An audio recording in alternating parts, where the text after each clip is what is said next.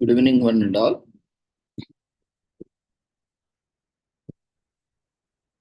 We welcome you all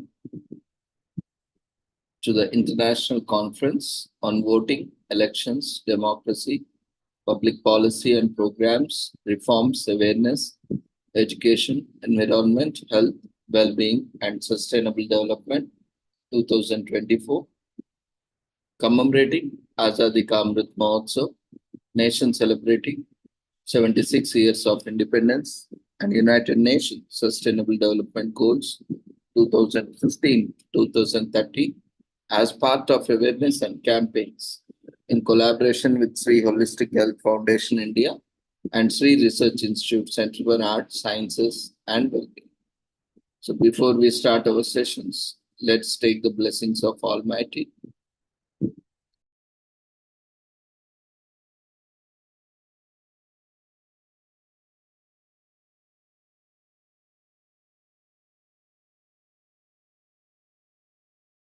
कुरुत्वं कल्याणम् आरोग्यं धनसम्पदः शुभं कुरुत्वं कल्याणम् आरोग्यं धनसम्पदः शत्रुबुद्धिविनाशाय दीपज्योतिर्नमोऽस्तुते दीपज्योतिर्नमोऽस्तुते शुभं कुरुत्वं कल्याणम् आरोग्यं धनसम्पदः शुभं कुरुत्वं कल्याणम् आरोग्यं धनसम्पदः.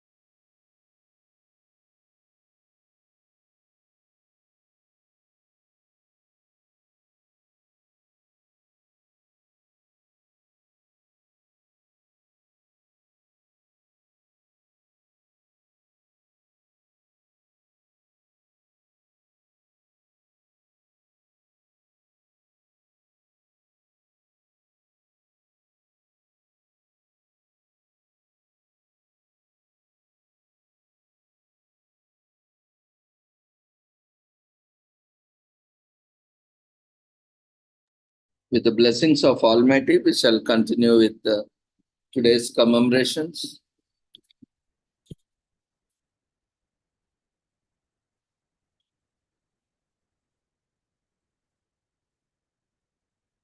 Today, we are commemorating National Children's Mental Health Awareness Day, which is basically in US. It is an annual event that occurs on the Thursday of the first full week of May, and it is a day to raise awareness of the importance of every child's mental health.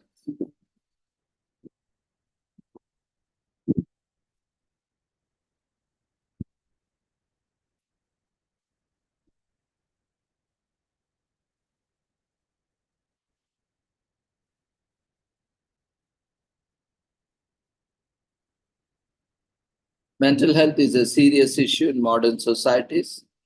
The mental health of children is even more so. According to the data from CDC, 1 in 6 children between the ages of 2 and 8 has a mental behavioral disorder. Children are most precious thing in this world. Children with serious mental illness and severe emotional disturbance need full-time care and treatment. Even the family of such child helps to cope up with the situation. This is a day to help them by encouraging them into therapy. Conditions like ADHD, as well as anxiety and behavioral disorders, can be diagnosed and treated to help the child have a better life. During the Middle Ages, mental health conditions were not properly diagnosed or treated. Religious authorities considered people with mental diseases possessed. Now that we have developed a better understanding of mental conditions, we neither stigmatize mental illness nor go confining mentally ill people.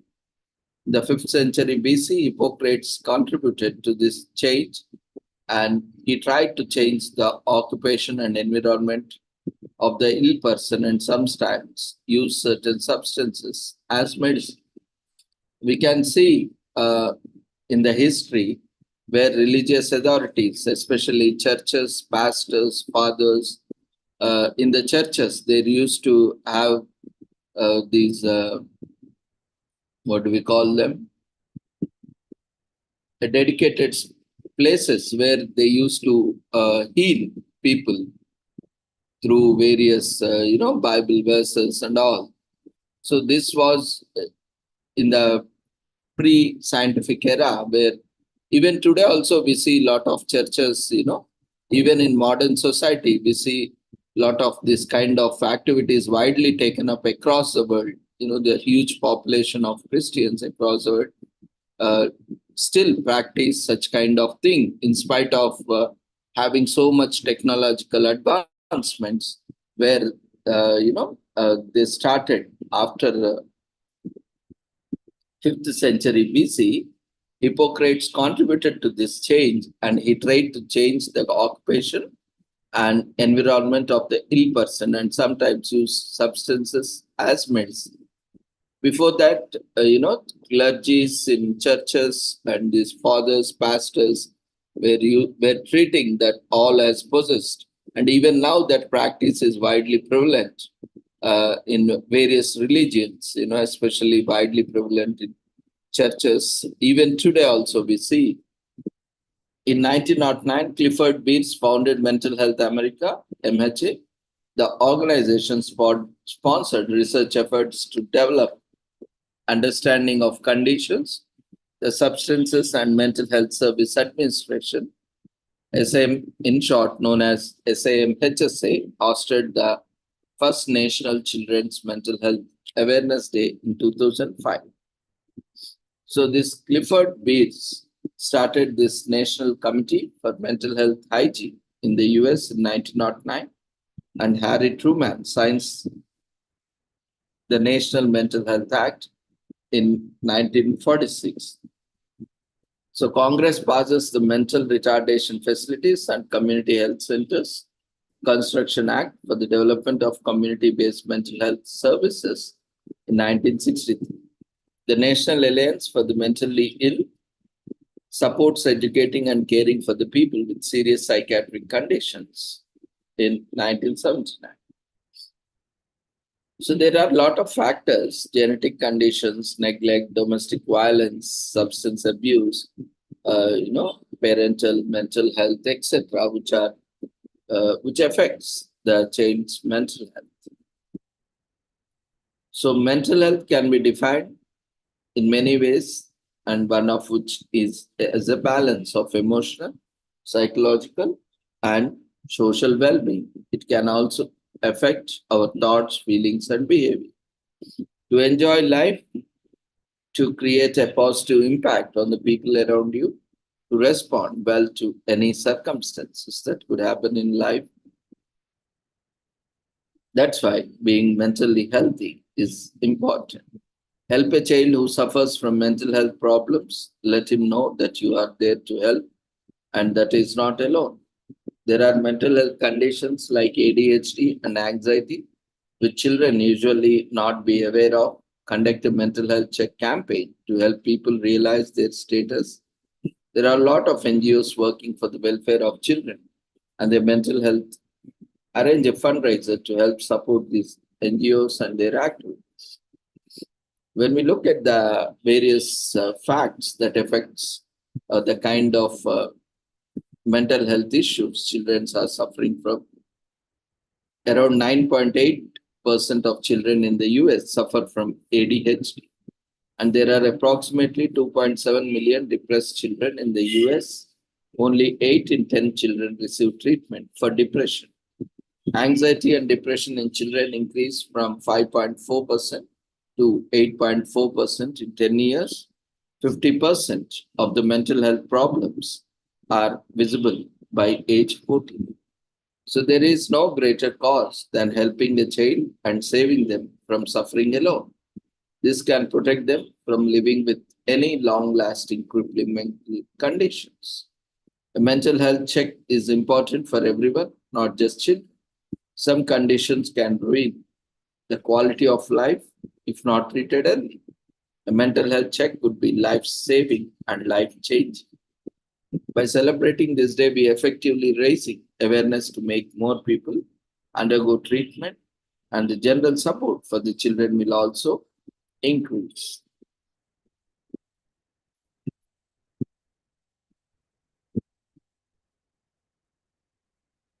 Today is also another important day, which is National Stuttering Awareness Week, which is also basically in US, but also celebrated in other parts of the world. Here, it is very important to know that stuttering or stammering, based on the US or UK, which is most popularly used. The National Stuttering Week is organized between 9th May and May 15. So the week is an observance in the United States for the people who stutter. It helps people who stutter to come out into the open and not to be afraid of anyone judging them for their speech disorder. The day is usually observed by the entire country, but a lot of hospitals and medical institutions organize special events to help people who stutter to walk without any fear. 1 in 25 children in the US has some or other issue with stuttering. So, hope you all know what is stuttering. The famous, if I think, hope many are watching Bollywood movies, the Shah Rukh Khan, he repeats the word and, repeats part of the words. So that is kind of stuttering. So the original idea, we'll come into that in detail also. The original idea for National Stuttering Awareness Week came from Dan Weiss, who helped organize the Philadelphia chapter of the National Stuttering Project, which is now called the National Stuttering Association. In October 1986, Weiss wrote a piece for the Philadelphia NSP newsletter, speaking out, suggesting that there should be a special week assigned to bring stuttering to the attention of the American public. However, it was Paul Castellano, with the tireless help of Barbara Hubbard-Covell, both from Delaware, who played the most significant role. Despite having a relatively severe stutter, Castellano had the courage and determination to testify both several US congressional subcommittees in zealous efforts to raise the public's awareness about stuttering. NSP members contacted their representatives. Then, in early April of 1988, Paul and Barbara appeared at the US Capitol for a ceremony that established National Stuttering Awareness Week. Many dignitaries, including Senator John Glenn, whose wife Annie is this person who stutters, person with stuttering, were present. Jane Fraser, president of Stuttering Foundation of America, made a speech at the NSW dedication ceremony on Capitol Hill. So on April 13, 1988, President Ronald Reagan signed the first proclamation for the period of May 9th to May 15th of 1988 as National Stuttering Awareness Week by Public Law 100-63. So the original idea for National Stuttering Awareness Week comes from Dan Weiss in October 1986. Castellano raises his voice and testifies before Congress in an effort to raise awareness about stuttering and increasing the public understanding. In 1988, President Ronald Reagan signs the first proclamation for the National Stuttering Week in April 1988, and through which it was firmly established.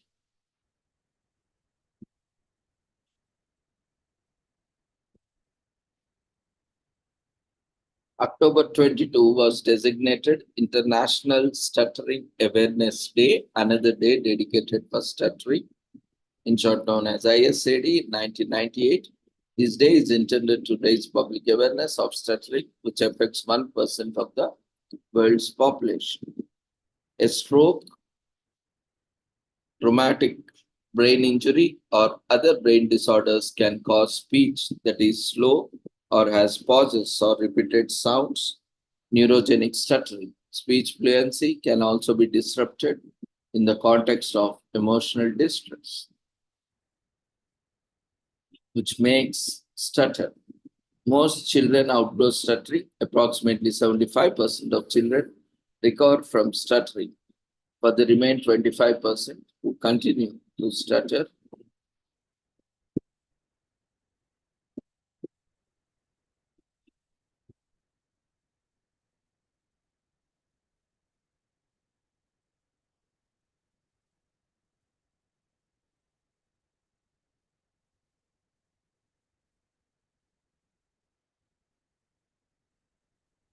so you can also visit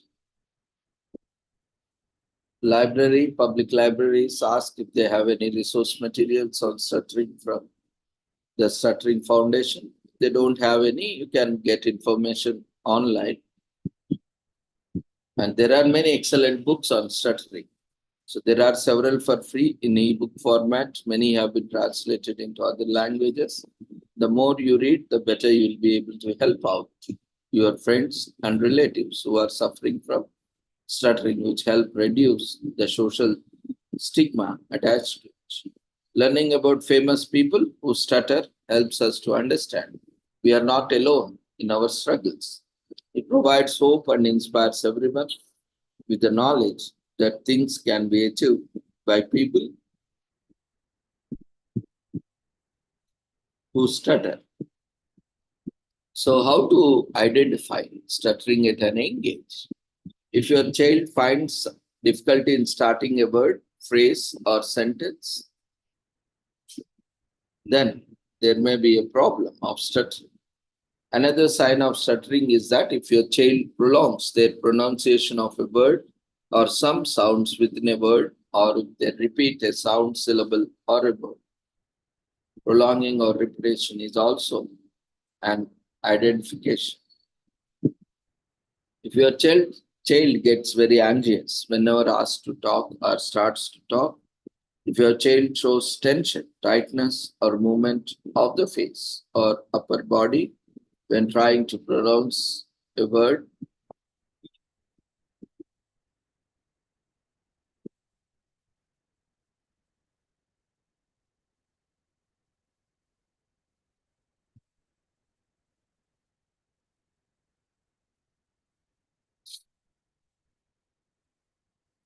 if your child shows tension, tightness, or movement of the face or upper body when trying to pronounce a word, you can see tension in the face. And if your child adds extra words such as while talking and finds it difficult moving to the next word, these may be the indicators of identifying stuttering at an young age. Of course, the other possibilities should be ruled out. Stuttering causes social stigma. Many people who stutter are seen in bad light in society. We need to stand in solidarity and help them beat the social stigma. A week like this help people have an open dialogue with their friends, relatives, and colleagues about the disorder. Many children outgrow stutter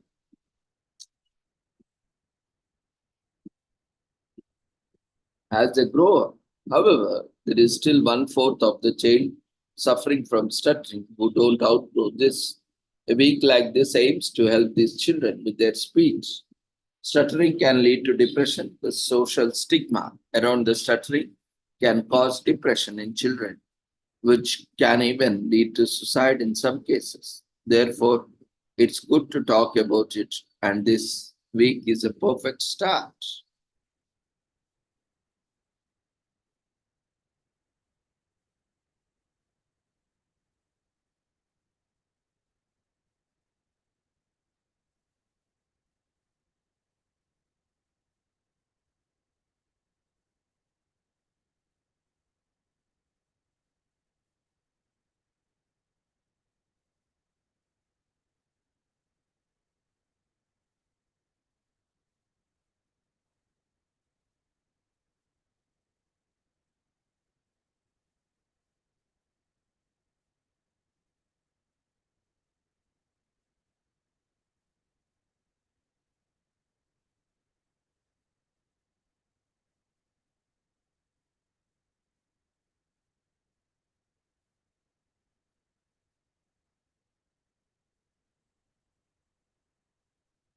So these two are important commemorations for this day. So then we'll move on.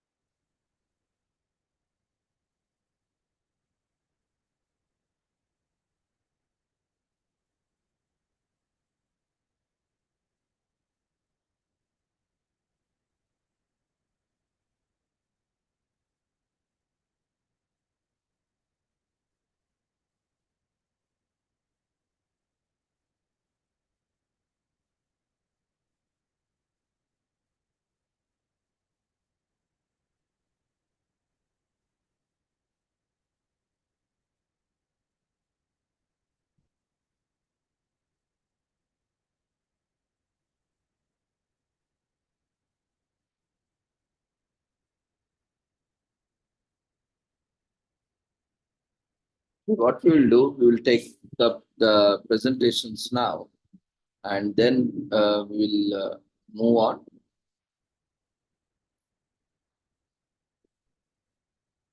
to other proceedings.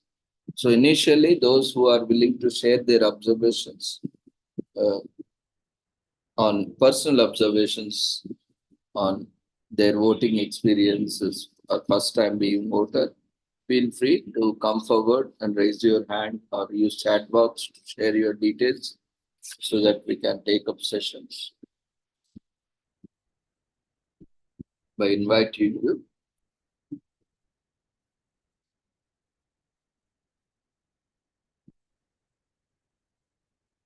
Otherwise, we can move on with the presentations.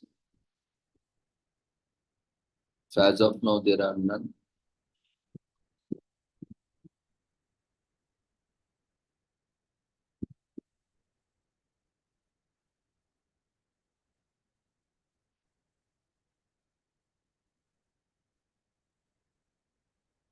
Okay, then there are no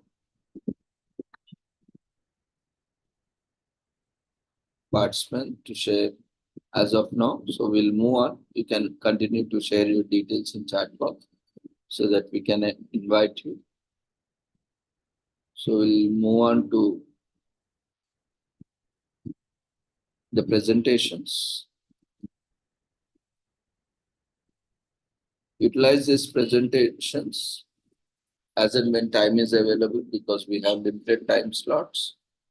We'll not be able to accommodate on the last dates. So as early as possible, whenever you get opportunity, you complete your presentation. So E.R. Satyendra Prasad.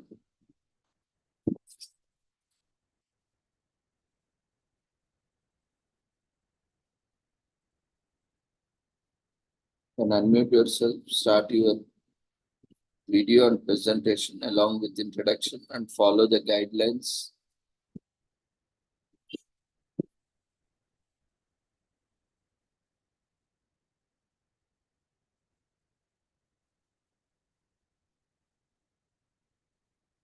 Follow the order as mentioned in the chat box.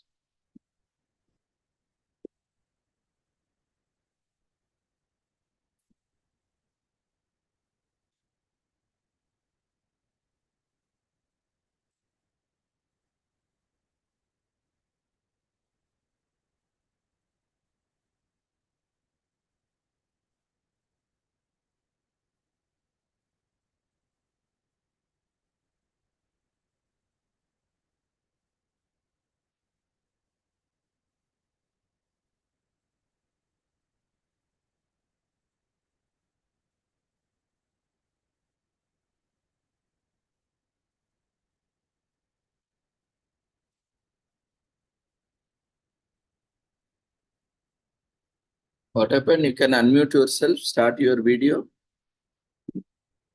Otherwise, we'll move on to next. If you have any difficulty.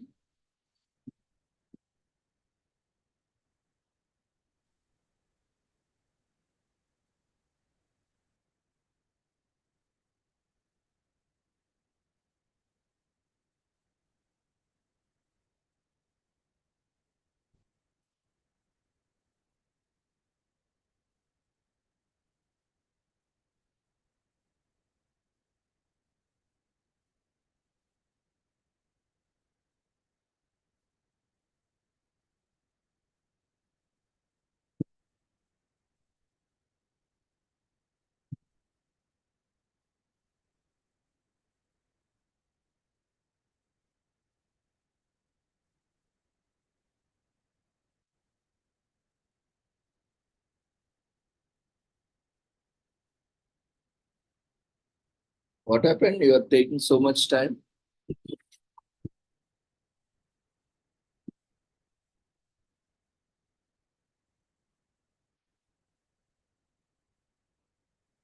Satyendra Prasad.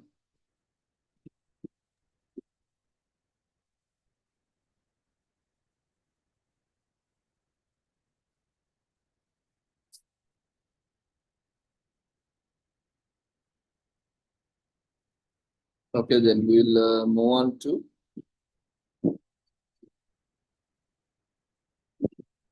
other proceedings.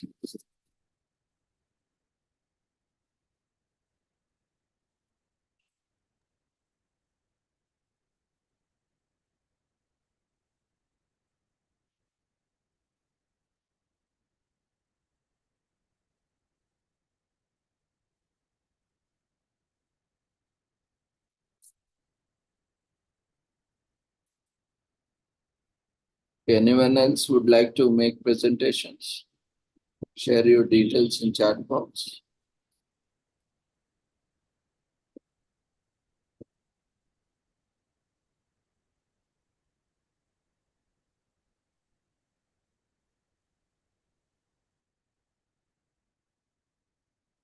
Yeah, no. You can unmute yourself, start your video and presentation.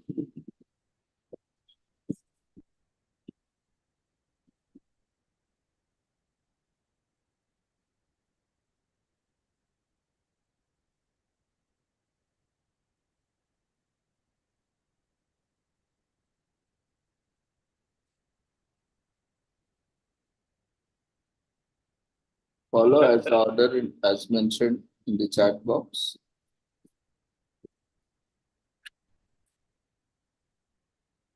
Shall you confirm, sir, from the chat box? It is my first sharing presentation in the chat box group.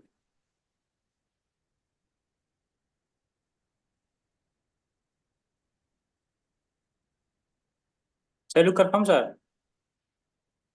Yeah, just wait. I am checking. Okay, okay, sir. You have shared something else now. Path to safe information. Yeah. This is the first. Yeah, same. Okay. Shall I start?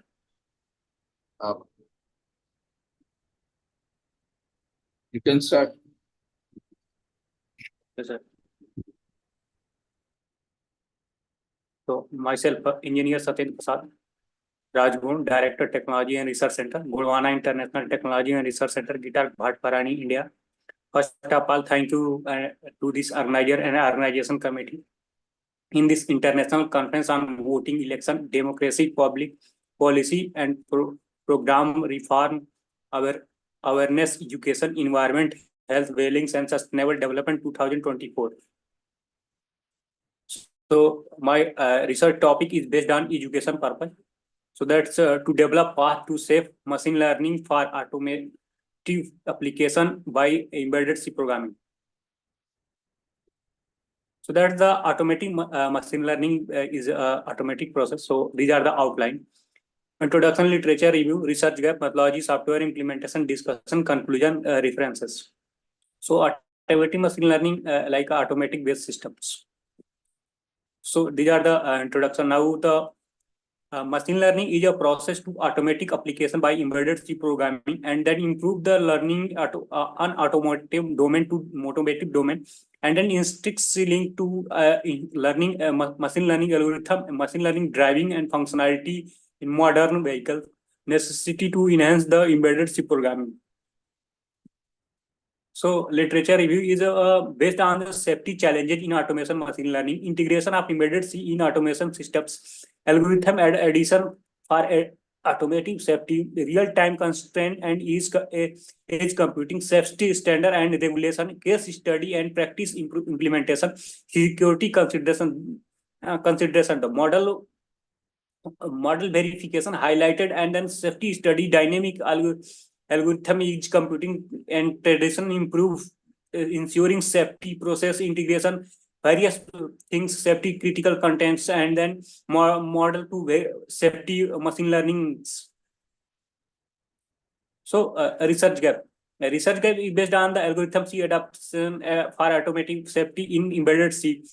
Quantify matrices for safety in embedded C based machine learning, dynamic adaptability for embedded C in safety critical environment, integration of security measurement in embedded C for machine learning, safety human machine interaction safety consideration, usability and accessibility expect to machine learning safety purpose, long-term reliability for embedded C programming is fulfill this research gap for enhancing the machine learning technology to enhance the safety purpose and machine safety human behaviors to understand the learning driving automation systems. So methodology is based on problem formulation, literature reviews, selection of machine learning algorithm, embedded C programming framework, algorithm adaptability for safety, real-time constraint performance optimization, safety verification, validation, security measuring in embedded C, comparative analysis, usability to assembles like that, the machine learning automation safety, and then discuss the rationalized ratio to enhance the ISO 26262 and then also the safety reliability to apply for developing the methodology for real world application studies highlighting advancement. So software implementation is based on the development environment, setup, integration of machine learning library, algorithm implementation in embedded C programming, critical safety feature, real-time constraint operation, security measurement, usability consideration, testing. And Satyendra Prasad, you have put so much Yes, in the slide, it is not at all readable. Generally, PPT should not contain so much of information. At least you so have to provide it in slides now. Yeah, it's in slides. Not No. What I'm saying is you have put so much in one slide. How we can read? No. I explain point by because of need of this research. Is the need of this research in That this is software not the implementation? point. You are not getting my point. You should not put so much on PowerPoint. Have you ever presented in any international conference, or this is the first time you are presenting? I have already presented, but here is the some issues. So can you see easily? No. You should not put so much data into one slide. No. Every slides have a limited data here. Okay, What next time I will data you I will have reduce put this. entire, how many points, entire data into one slide? Easily, it is booking like a book, not a slide. No, like it's a need of this research, so that's I am doing. But if you restricted, then I will reduce this the number of the lines and then points. See, it is not the need. Need is why you are preparing slides, so that So I participants am can see, listen to me, don't argue. yeah. Right? If you want to do whatever you want, then this is not the way to do. This is not the platform to do. You do some other place. You are arguing with us. No, I am not arguing. Saying And then that's you listen to us first what we are telling. yeah. Tell me. See, there are 1,000 points also, even though you cannot run your PowerPoint into 100 or 1,000 slides. No, Right? it's You have 11 to slides near about. precisely see, again you are doing the same thing. What I am telling is, you have to put not more than 4 or 5 points. See how many points you have put. We Like got 12. a message, we can't see anything, we can't read anything. Okay, I will Even enhance I the can't size. read also. You have put how many points, you count the bullet points, how many points are there? 12 in one page. And again, you have added some image also down. Yeah. Because of this, the related to these things. No, you can always say, you can say the image, the respective section is on the next slide.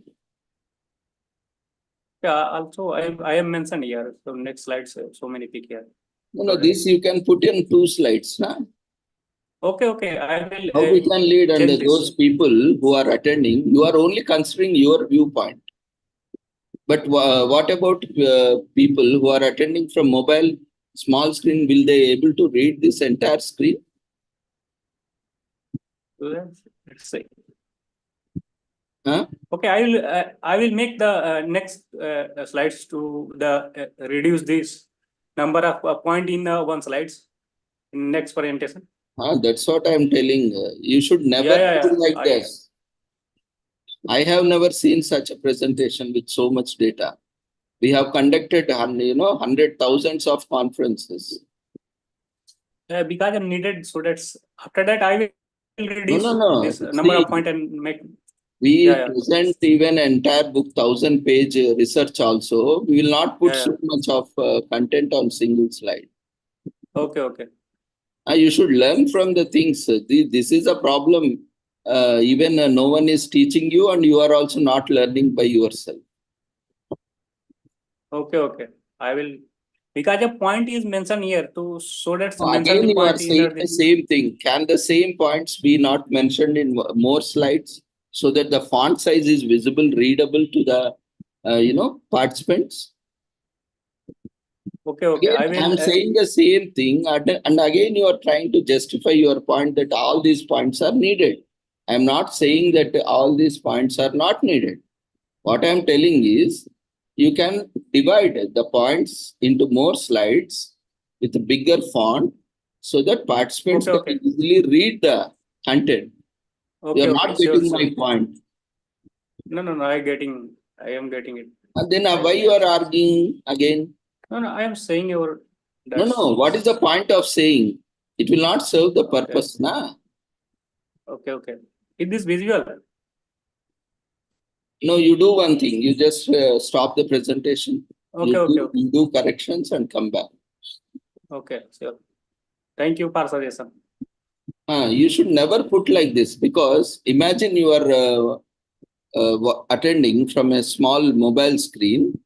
How they will Sure. read I so much understand these content? things. Many would be attending Okay. from mobile screen. I getting my point, your points. So I Because enhanced. we are getting messages, we can't read anything, Yeah. too much content. So what we have to do now? Okay. I will enhance the font size and then present. I will You, present. you increase all. I'm not saying content is less, more. We Yeah, are yeah, not okay, okay. restricting, na. You should have only this many slides. You take more slides also, no problem. But Okay, make okay, okay. sure the visibility is also important, right? The Yeah, content yeah. you are presenting, that Mm-hmm. should be visible, easily readable to the participants also. Okay, okay. I That is will. the point I am I mentioning. will enhance the font size. Then I will present. Okay. Okay. Thank you for valuable suggestion. Okay. Hmm. So what we'll do, we'll just move on.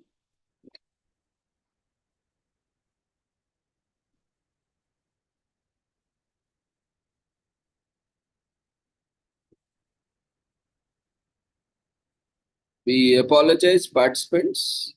Sometimes people don't understand things. Uh, so that's why these problems come. So I'm mentioning it here because, generally we also mention the font size and number of slides and all these things because this is mostly a platform where we want to encourage more people. That's why homework is very much important. You have to do homework. That's why you have to attend, see how others are presenting, and then accordingly you also need to modify your presentations. Otherwise, if you require guidelines, even for that also there are guidelines. But initially it was there. Even on website also you can see the presentation guidelines also regarding PPT also there are guidelines mentioned on the website. How many slides would be there, what should be the font size and what should be the background and what should be the color of text and the contrasting colors of the background as well as text. All these are available on the website. Kindly go through it and make it visible, because so many people are coming, attending, they are giving their time. So we should, when we are presenting, make it more visible. That is more important. So anyway, we will move on.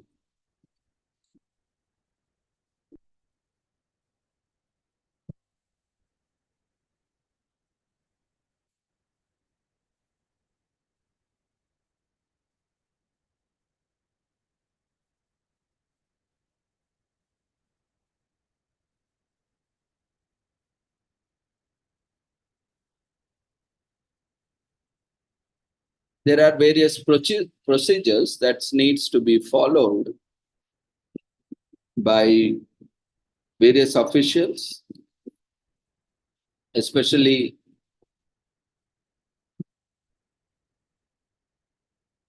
who are performing various duties. So we'll look into details.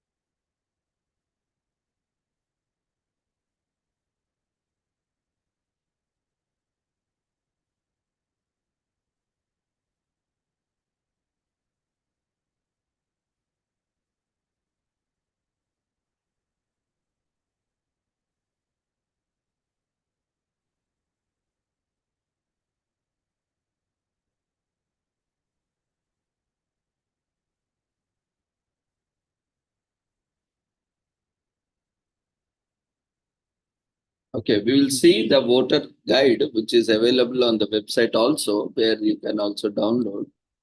We'll just have a brief discussion on that. Yeah, hope you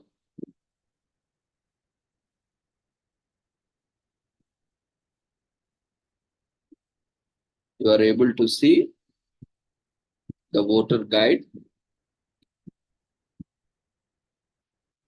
So this is prepared by Election Commission of India as part of systematic voters education and electoral participation, the sweep website, which we also have shared yesterday and earlier also for the education. So already a lot of material is available. So we don't want to reproduce, recreate everything. So we are using, because this is a material which we all can use to educate, create awareness. So let's use. They have put so much efforts in creating so much material. So if no one uses it, then there is no the purpose is not served basically. So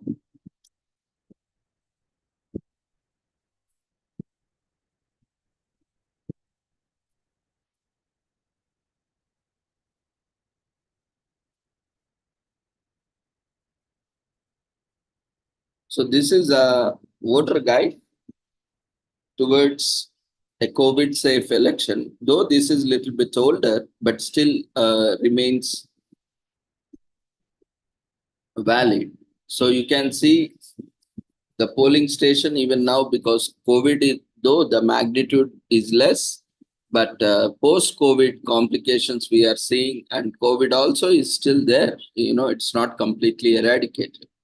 And now that it has has become part and parcel of our life, and it has also entered our body in the form of vaccination, and more reports are coming. We have seen a lot of long COVID complications. Uh, those who have been affected by COVID, and also those who have taken COVID vaccination are also exhibiting some symptoms or some complications at one or another stage. We have seen a lot of cardiac problems coming up and people dying. Uh, you know, all of those things are there. But anyway, that is not the topic, and it's a very big debate, and that needs the detailed kind of deliberations on that. But still, we need to be safe and keep our community safe. So always, so this is a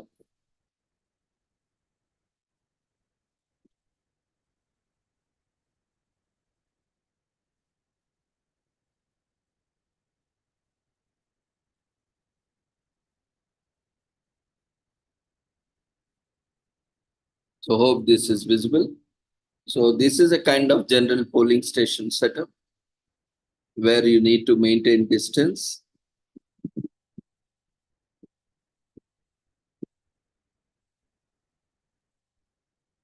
And even in COVID or even now also, always try to wear face mask or face shields and gloves when you are visiting, especially there is a huge crowd around, is always best. And now, though that kind of magnitude is not there, so thermal screening is not happening. So that is not part of protocol now. And sanitizer, soaps, water, if you want, you can carry out, and maintain social distancing. It's though not a protocol now, but it's always better to keep some distance, and use token system to avoid queues. And you can also opt for postal ballot facility if you are eligible. So with these, you can stay safe even at the time of elections. And following categories can fill Form 12D and avail the facility of voting through postal ballot. Who are eligible? Senior citizens above 80 years of age, persons with disabilities marked with the electoral roll, and COVID-19 positive or suspected persons or any other eligible criteria. So, and on acceptance of the postal ballot, the elector only votes through postal ballot and cannot vote at the polling station on poll day. So the BLO will visit the houses of the concerned electors and deliver Form 12D to them. And if the elector opts for postal ballot, then the BLO will collect the filled in Form 12D from the house of the elector. within 5 days of the notification and deposit it with the returning officer. And electors who are under home or institutional quarantine, especially those who are suffering from infectious diseases or COVID or anything like that, or medical emergencies, can submit Form 12D to the returning officer within 5 days of election notification. So form should be accompanied by quarantine certificate or any such certificate from a competent medical authority from state government or a concerned authority appointed by the state government. So now mandatory sanitization of polling station, that is not a protocol, but cleaning is being taken up, and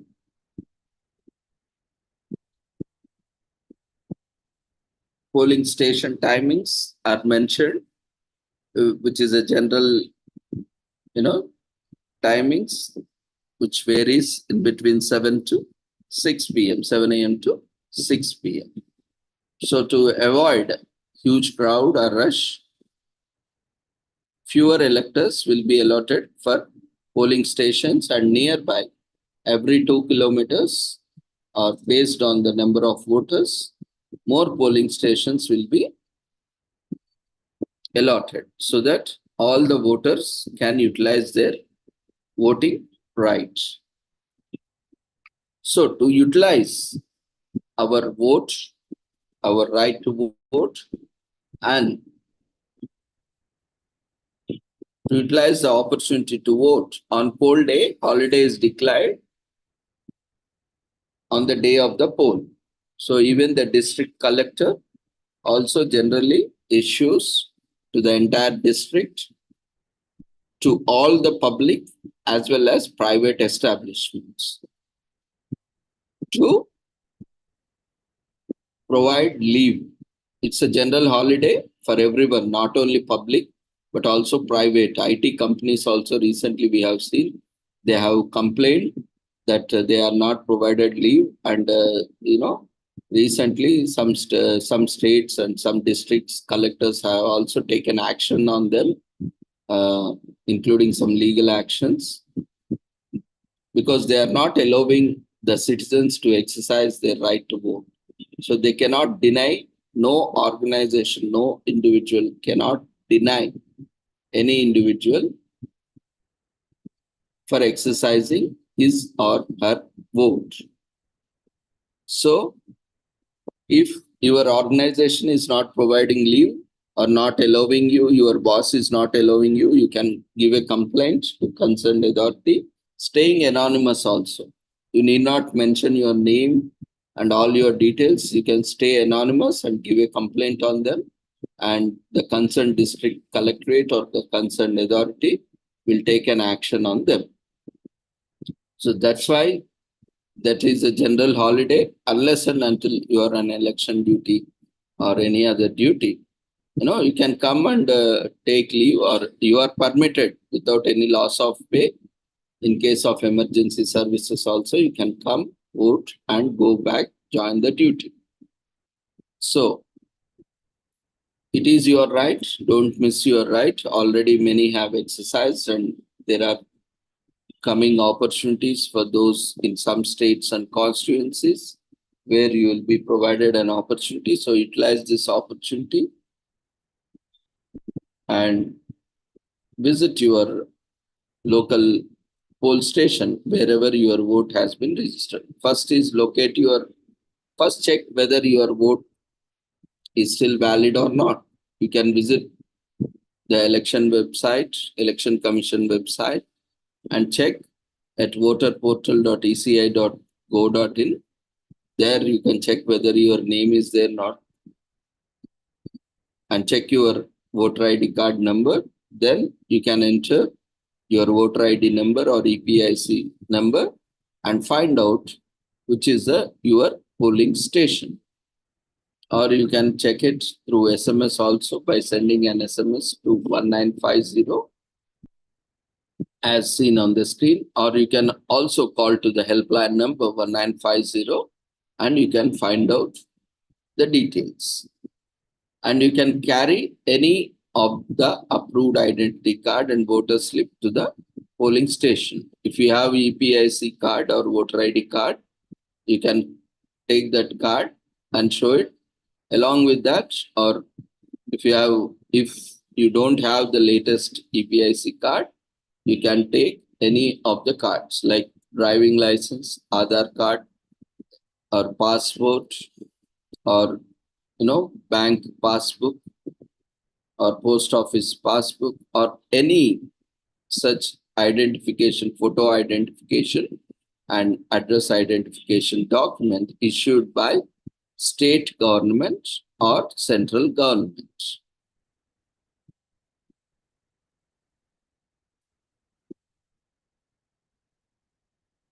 Now, generally, those who have voted, they know the procedure, and those who are voting for the first time, so the voting day is the day to cast your valuable vote. So generally what we do, we visit our polling station, stand in queue and wait for our turn. And the polling officer checks your name on the voter list, and he also verifies whether you are the person or not by checking your ID proof. And he marks the entry in the list, and then you will proceed to the next polling officer, the second polling officer, and he or she will mark your fingernail with indelible ink that gives and also gives you a slip and takes your signature. And then the third polling officer takes the slip, checks the mark on your finger, and will allow you to proceed to the EVM. So voter now has access to EVM, presses the button against chosen candidate to vote his or her vote on the electronic voting machine.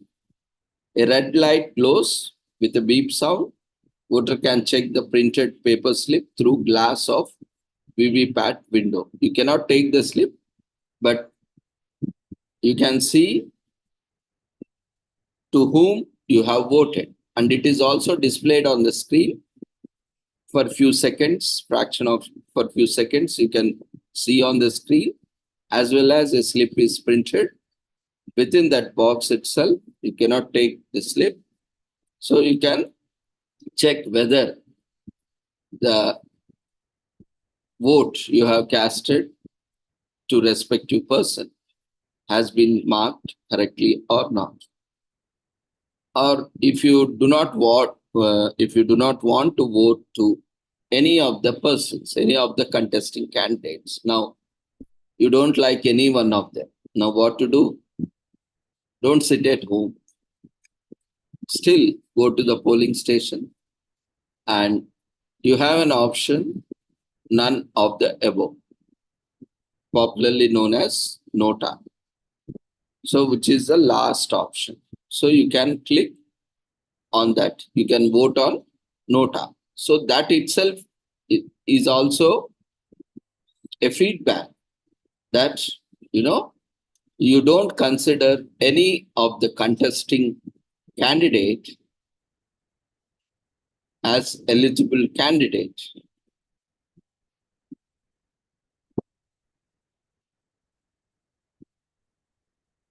To be voted or to be elected as per your opinion. That is your subjective opinion. If you feel that none of the existing candidates are worth to be elected, or you don't want to elect any of them, you can use this nota option. So if you don't like any of the candidates, or at least one of the candidate, also visit. In spite of that, also visit polling booth and cast your nota vote.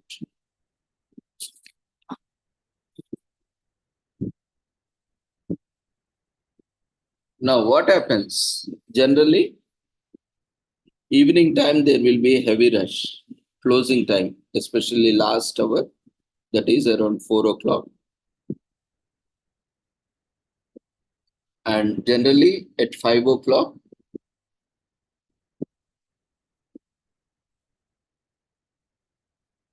the queue is stopped. I mean, the voting queue will be stopped and no new persons will be allowed into the queue. Generally, again, there will be relaxation. In some polling stations, there may be extension of time subject to the decision of the officials based on the circumstances and situations. Generally, 5 o'clock, what we do, we stop the queue and whoever is in the queue will be issuing tokens. So till 5, whoever comes, will be issuing those who are outside of the polling booth waiting for them. We generally issue to each and everyone a token, a serial number.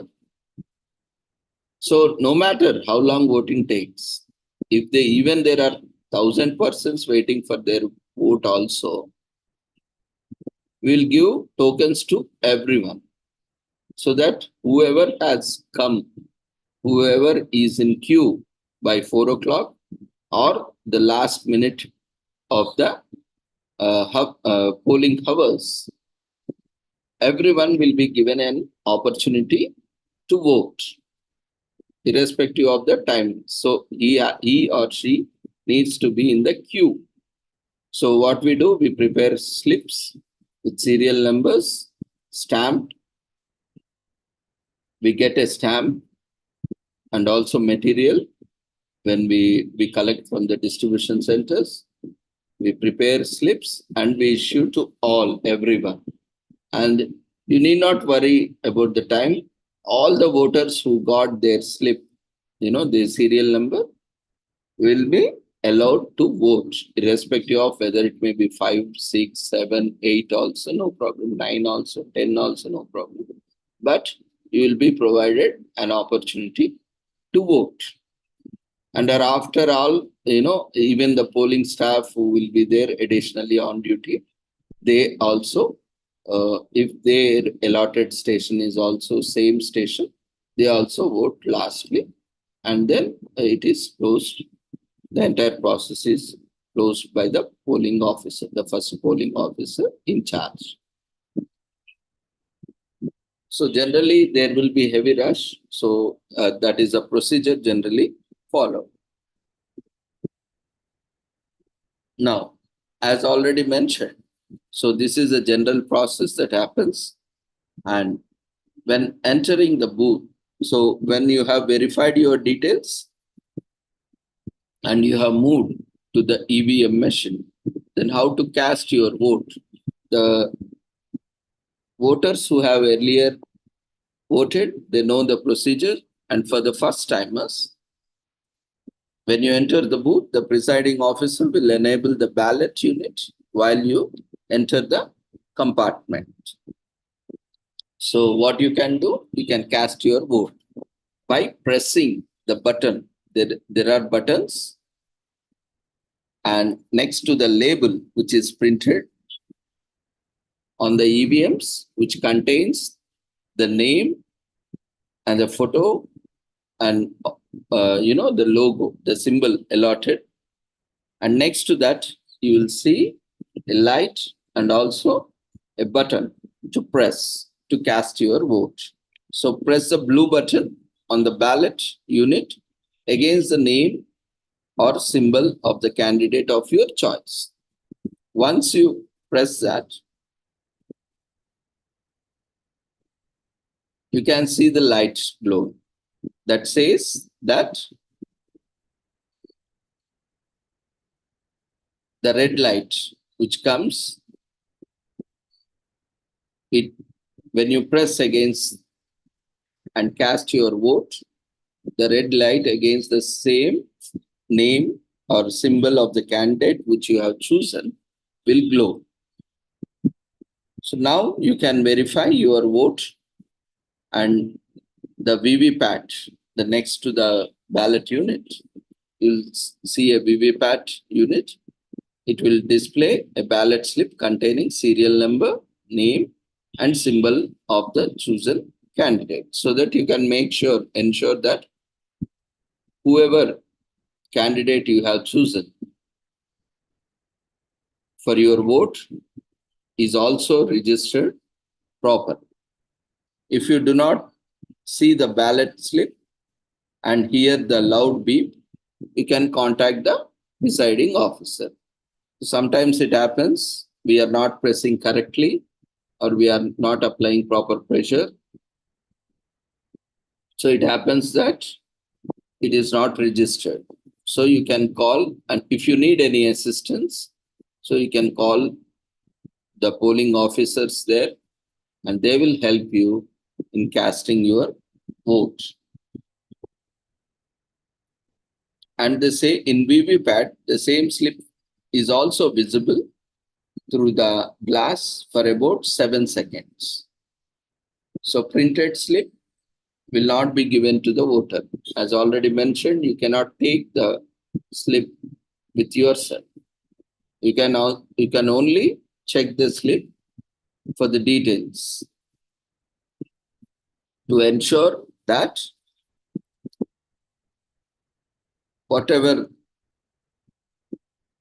candidate you have selected and you have voted has been registered to the right person. See, there are a lot of myths and propaganda that EVMs don't work. You vote to someone and it goes to some other person. It doesn't happen. Whoever you vote, that votes goes to that person only. And you can verify it immediately. If there is any discrepancy, you can immediately report to the polling officer and he will verify that. And if there is any such issue, immediately the technical person will come and the EVM will be replaced. That happens very rarely because it has been already tested, verified, scientifically proved. And sometimes it rarely happens, and in such cases, polling is stopped temporarily and the EVM, the respective device, if there is an issue, that will be replaced and polling will continue. So you can verify then and there itself. So as a voter, your duty is to check your name in the voter list. You can go to website and check your voter list online at voterportal.eci.gov.in or ceo.your state, state, whichever it is, Delhi or Telangana or Andhra Pradesh or Tamil Nadu, Karnataka, whichever state you belong to. You can check on the State Election Commission website as well as on the National Commission website. You can as well send an SMS to 1950 mentioning ECI space EPIC number to get your details. And also you can use Voter Helpline app or you can call Voter Helpline 1950 regarding any queries. So once you have checked confirmed, you can go to the voter portal and find your polling station. So it will provide you the details of your polling station. And you can also find your BLO details, name of the BLO and contact number you'll find, so that you can contact him or her and reach. Generally on these days, they will be very busy. Other days, they are easily accessible, but on the election day, try to verify all these things before only. On that day, don't make yourself into such a situation. Always verify in advance. So what are the various facilities available for persons with disabilities. Now, ramp will be available wherever there is no ramp. Wheelchairs are provided and volunteers are available at the polling stations.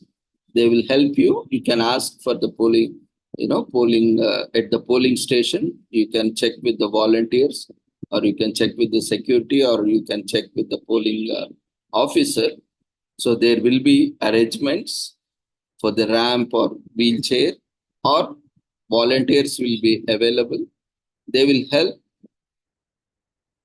the persons with disabilities to cast their vote. If required, they will physically carry you, lift you, or use some aids like wheelchair or stretcher, and they will help you to complete all the procedures and cast your vote and back to the entrance of the polling station. And there is also a facility for transportation for PWDs, that is persons with disabilities, and also senior citizens who are not who cannot come. So for those, there is a facility for visiting and collecting. At the same time, if that is not possible, the free transportation is also available, where they will be transported from their home to the polling station and left safely at their homes back. And so that wheelchair facilities are there, ramp facilities will be there. If any such particular facility is not there, there will be an alternative available. So you can check which are based on the infrastructure available there. There might be one or more additional facilities, or there might be an alternative facility. So one thing is ramp to easily access, and on the ground floor, or even if it is not on ground floor, there will be people, there will be volunteers, or there will be some aid who can help you out to reach to the polling booth. And EVM is also marked with Braille. Those who are blind, they can,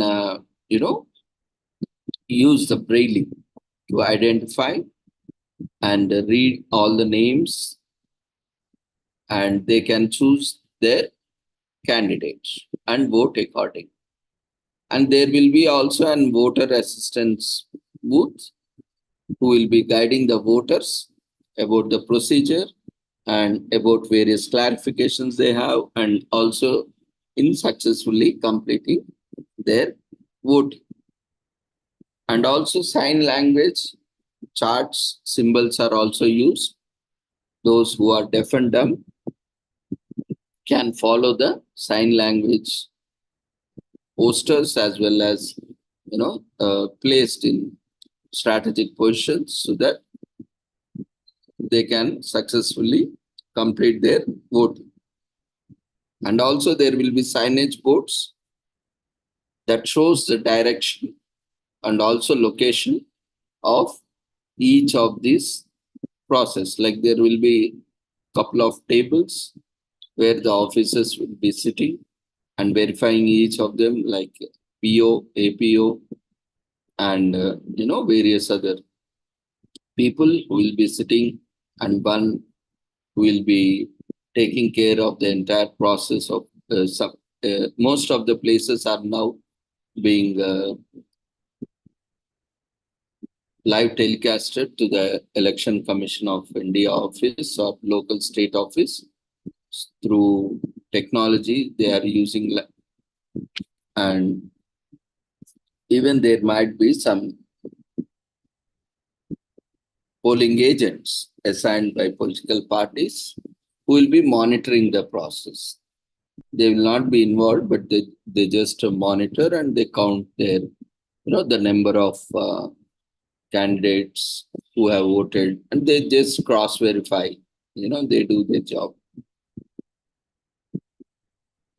They will not assist you anywhere in the process. The who are designated, designated election staff will be helping. They will be just verifying that, the entire process is happening to their satisfaction. I mean, as per the guidelines.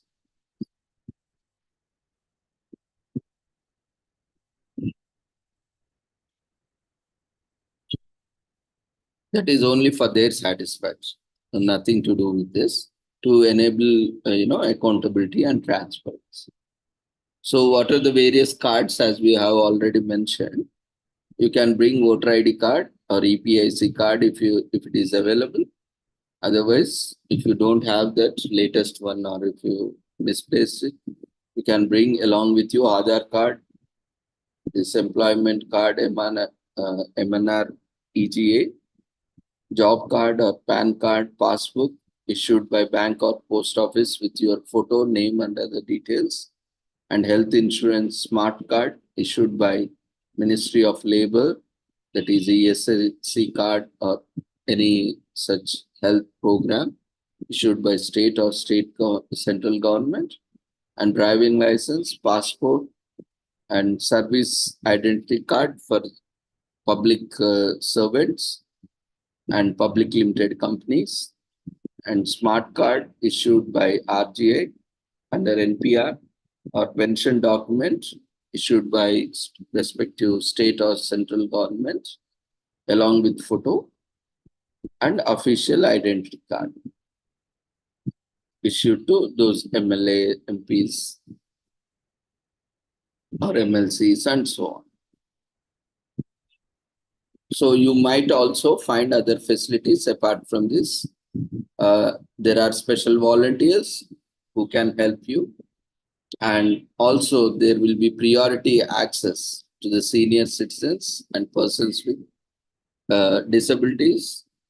They will be given priority in the voting, and they might need, they can directly enter also, avoid queue because they cannot stand in the queue for a long time. So they will be provided some space to wait if they can wait, or if they are unable to wait due to their conditions, health conditions, they can be given priority. And you can find separate queues for men and women. That is also possible. And you will have drinking water facility, and you will have first aid kit and a health worker or community health worker available. And you will have a waiting shed where you can, and there will be sanitation facilities like toilet and so on. Generally, these polling booths are mostly conducted in schools, colleges. So all the facilities are generally available. So even before selecting a polling booth, the election officers who are responsible, they ensure that all these facilities are available. Then only they have a checklist. So they will ensure that all these facilities are available there, and they select only, then they will select that premises or building as a polling booths or polling station. They will recommend that place as a polling station. If you want to contribute your infrastructure or your building, if you are owning a building where you would like to contribute it for the polling day, you can also make a request. If there is no other alternative, or if that is a better alternative without any expectations, so you can also write to them. So they will also visit. If it is feasible, they will visit, and they will also see if all the facilities are available.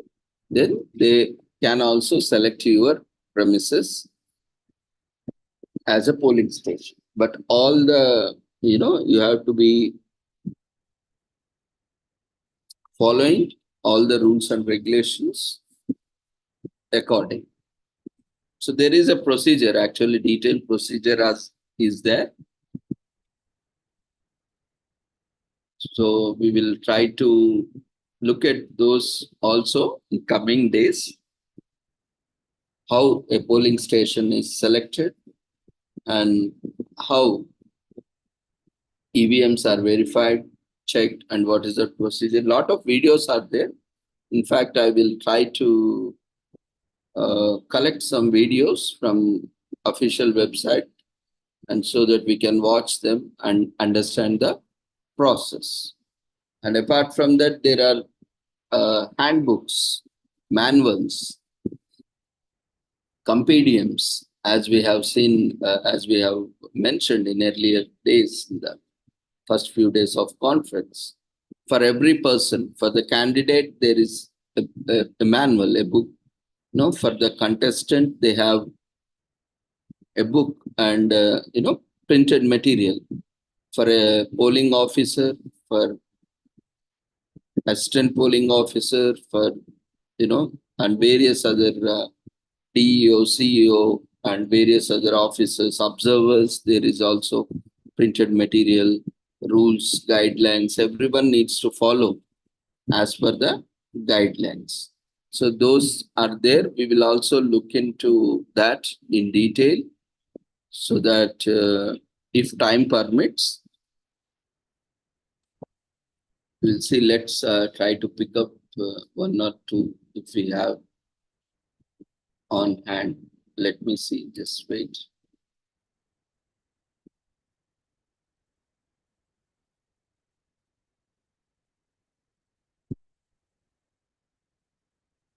Okay, we will just look at the legal history of EVMs.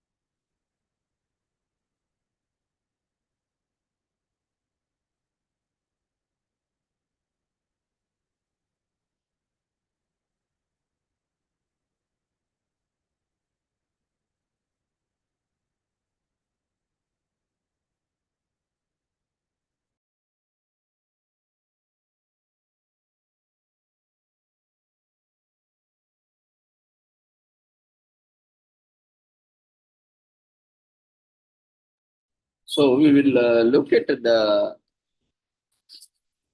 legal history of EVMs and VVPATs. As you know, there were a lot of apprehensions, doubts about EVMs and VVPATs, and there were also many cases filed about authenticity, reliability, validity, about EVMs and VVPATs by almost all parties, major parties, candidates and also, and they have their own apprehensions, they have their own doubts about that. But still, considerably, they are, the most reliable.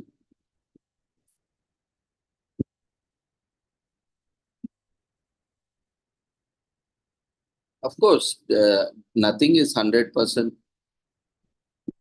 foolproof, but still, if someone wants to deliberately, do it, then nothing is fool, right? So, but generally, it is 100%, I mean 99% fail-proof. But if someone wants to deliberately do that, nothing is fail-proof in this world. So, understanding the limitations of technology, So here we can see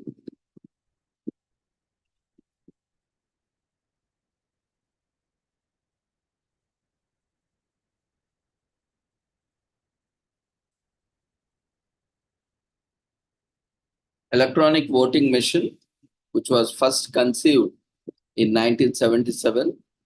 Its prototype is developed by Electronics Corporation of India Limited, ECIL, Hyderabad. It is a public sector unit under the Department of Atomic Energy. In 1979, this EVM was demonstrated by the Election Commission of India before the representatives of political parties on August 6, 1980. So after reaching a wide consensus on its introduction, the ECI issued directives under Article 324 of the Constitution of India. The ECI, Election Commission of India, issued directives under Article 324 of the Constitution of India for use of EVMs, and on 19th May 1982, EVMs were used by the Parliament in December 1988, and a new section 61A was included in the Representation of the People Act 1951.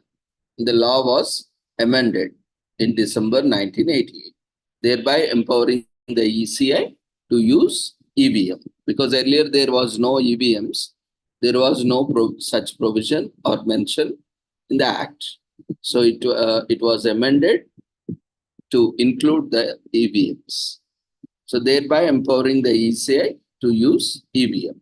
So the amendment came into force on 15th March 1989. After convincing the demonstration of prototypes developed, so it was demonstrated in the Parliament and also to various public representatives, and they had to clear all their doubts, and they also verified it, checked it, and all those things happened, and a wide common consensus was established that they were safe and reliable, impartial, and tamper-proof also, and can be used widely. So after convincing demonstration of prototypes, developed Bharat Electronics Limited, BEL, Bangalore, a Defense Ministry PSU was selected along with ECIL to manufacture the EVM. So all the EVMs manufactured are from ECIL, and either from ECIL or Bharat Electronics Limited. So most of them are from ECIL. So the Government of India instituted an Electoral Reforms Committee, which in short known as ERC, in January 1990, consisting of representatives from several national and state level political parties under the chairmanship of Mr. Dinesh Goswami. The ERC recommended the examination of EVM by a team of technical experts. So a technical expert committee, in short known as TEC, was formed under the chairmanship of Mr. S. Sampath, Chairman, RAC, DRDO, with eminent scientists like Dr. P.V. Indrasen from IIT Delhi, Dr. Rao C. Kasabada from ER and DC Trivandrum in the list, among others. So in April 1990, the expert committee unanimously recorded and recommended the use of EVMs without any further loss of time, making it technically sound, secure, and transparent. So based on that, in 1908, a general consensus was reached on the use of EVMs for conducting Indian elections.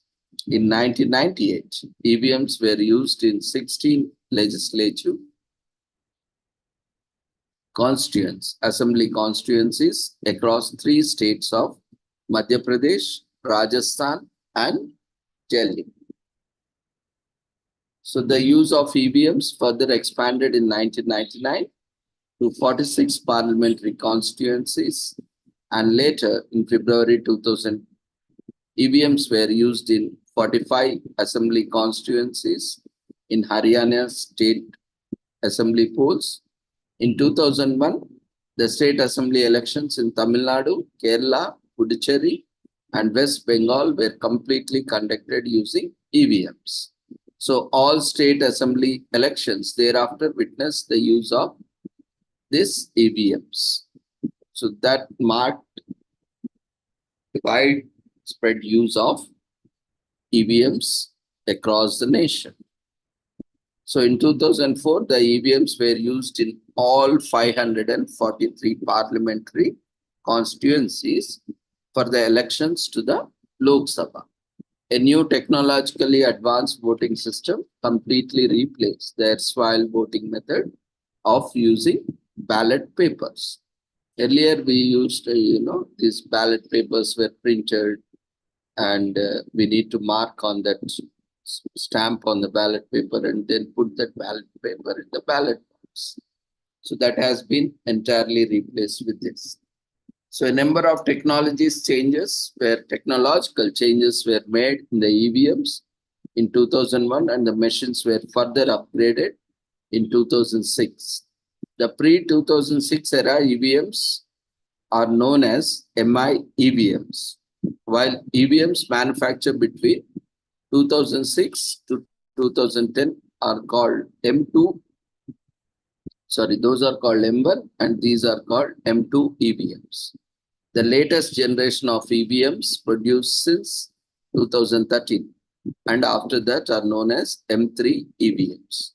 So to improve the transparency and verifiability in the poll process, the conduct of election rules 1961 were amended and notified on 14th August 2013. Thereby, voter verifiable paper audit trial VVPAT was introduced. They were first used in by-elections for 51 Noksen Assembly constituency in Nagaland. So that marked the introduction of VVPATs, voter verifiable paper audit trail. So EVM was first used by the Election Commission in 50 polling stations for election to number 70 Parur Assembly constituency in Kerala on May 19, 1982. The returned candidate had secured 30,450 votes, out of which 11,268 votes were cast manually according to the conventional method provided in the Conduct of Election Rules 1961 and made under the Representation of People Act 1951. And 19,182 votes were cast by the means of electronic voting machines. So vote by mechanical process were cast in 50 out of 85 polling stations. Voting by the way of EVM was done in pursuance of the directions issued by the Commission under Article 324 of the Constitution by virtue of a notification published in Kerala Gazette on May 13, 1982. So interestingly, prior to issuing the said notification, the Commission had sought sanction of Government of India, which was refused. Usage of EVMs and election of the returned candidates was challenged, which was ultimately decided by the Honorable Supreme Court in AC Jose versus Shivani Pillai, 1964, SCR 374, decided on March 5, 1984. So briefly, the arguments put forth by the Commission before the Honorable Supreme Court, where the Commission being a creature of the Constitution itself, its plenary powers flow directly from Article 324 and will prevail over any act passed by the Parliament or rules made thereunder. So the manner of voting was a matter of coming within the ambit of Article 324 and Article 327 would be deemed to be subsidiary to the power contained in the Article 324.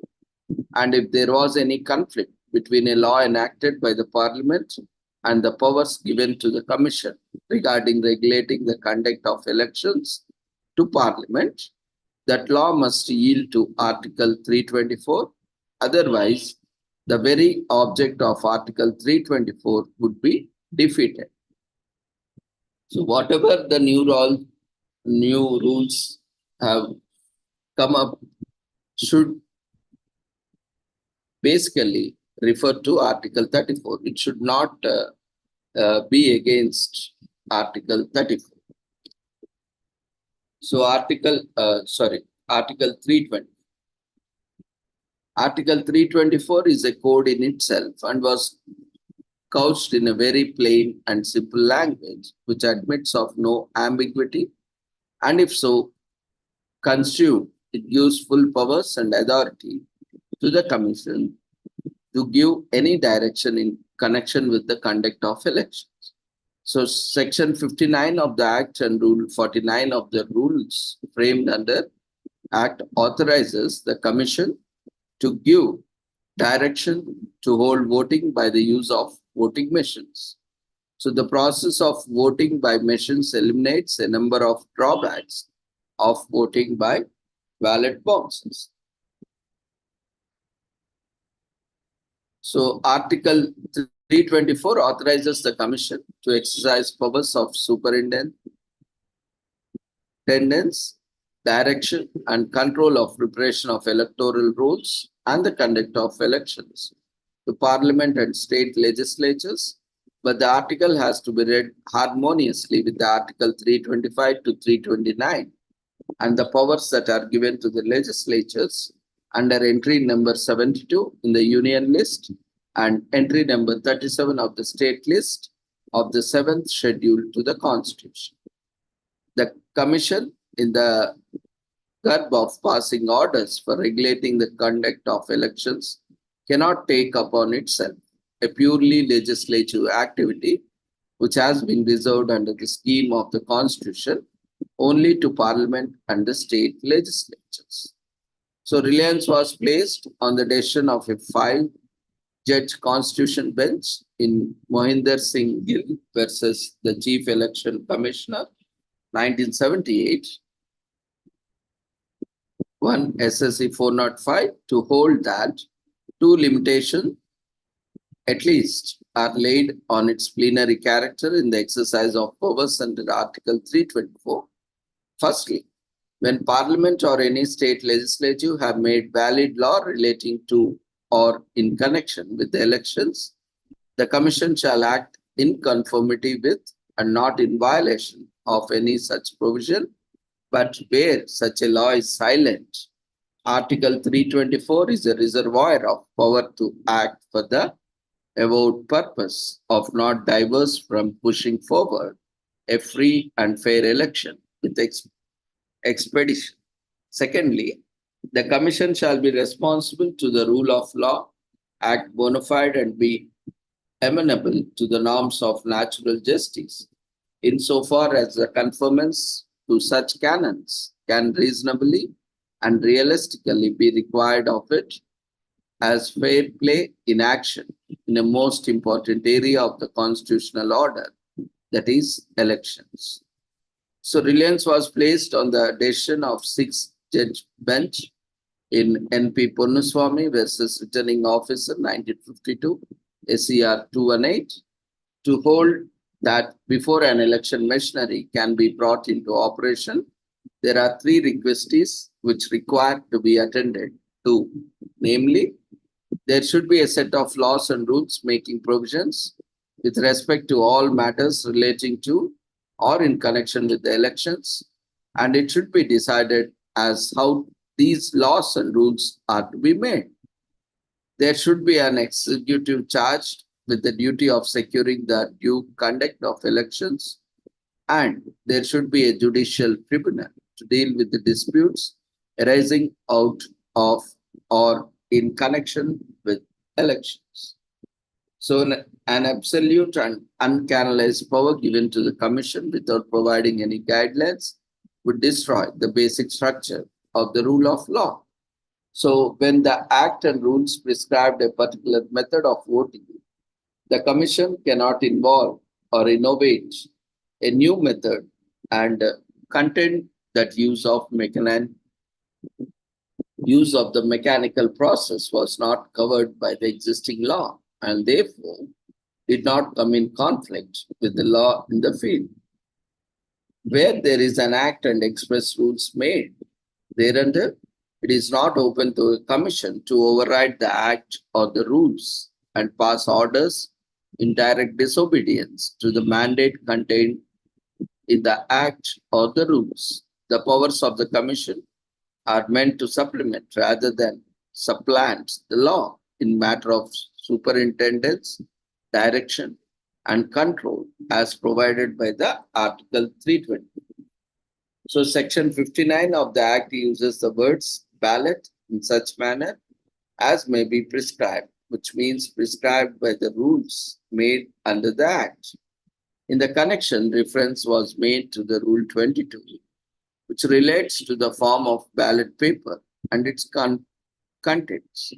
So Rule 23 requires the returning officer to record on the counterfoil of the ballot paper the electoral roll number of the elector as entered in the marked copy of the electoral roll. Rule 27 refers to the return of the ballot paper after an elector has recorded his vote or made his declaration. Rule 30, which prescribes the contents of ballot papers, is completely contrary to the concept of a ballot by machine. Similarly, Rules 33, 38, 39, and 40 seems to be wholly inconsistent with the mechanical process but seem to be adopt the conventional method. These rules are binding on the Commission and it cannot by an executive flag either override them or act contrary to the statutory provisions of the rules. So on a proper and detailed analysis of these rules, it is clear that the Act by framing the rules completely excluded the mechanical process, which if resorted to, would defeat in a large measure the mandatory requirements of the rules. So in 1951, when the Act was passed or the rules were made, the system of voting by machine was not in vogue in this country. Therefore, the word ballot in its strict sense would not include voting by the use of voting machines. It was ultimately held that the order of commission regarding casting of ballot by machines in some of the polling stations was without jurisdiction. The election of the returned candidate with respect to the 50 polling stations where the voting machines were used was set aside. The Honorable Supreme Court refrained from making any comment on either the defects or the advantages of the EVMs. Incidentally, the Honorable Supreme Court was informed by the Commission that in 11 elections held under the Act, the mechanical device was used and in 9, no challenge was raised. The Honorable Court observed that this judgment will not affect those 9 elections in any manner.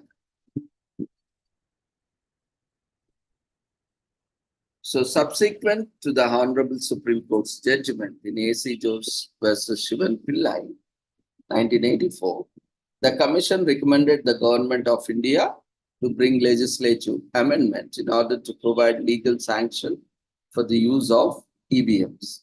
Consequently, Section 61A was inserted in the year 1989 in the Representative of People's Act 1951, which reads as follows. Section 61A, voting machines at elections. Notwithstanding anything contained in this act or rules made thereafter, the giving and recording of votes by voting machines in such a manner as may be prescribed may be adopted in such constituency or constituencies, as the Election Commission may, having regard to the circumstances of each case, specify. Explanation for the purpose of this section. Voting machine means any machine or apparatus, whether operated electronically or otherwise used for giving or recording of votes, and any reference to a ballot box or ballot paper. In this act, all the rules made thereunder shall save as otherwise, provided be construed as including a reference to such voting machine, whether such voting machine is used at any election. So the constitutional wires of Section 61A of the Act was challenged and eventually upheld by the Honorable Supreme Court in All India Anna Dravida Munnetra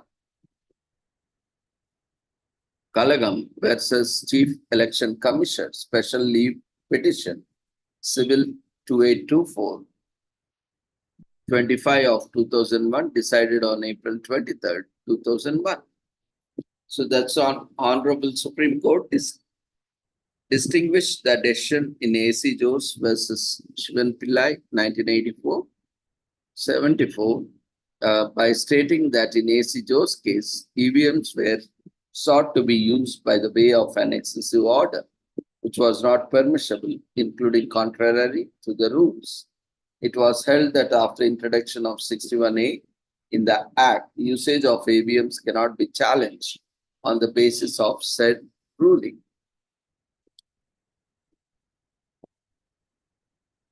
So, along with the introduction of Section 61A to the Representation of the People's Act 1951, several amendments were made to the Act and Conduct of Election Rules 1961 to enable smooth usage of EVMs, VVPATs.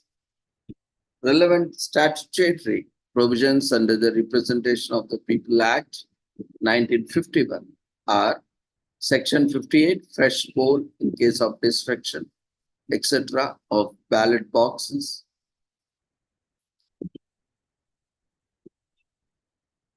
Section 135A, offense of booth capturing. I'm not getting into each section in detail. I'm just mentioning. Section 169, power to make rules.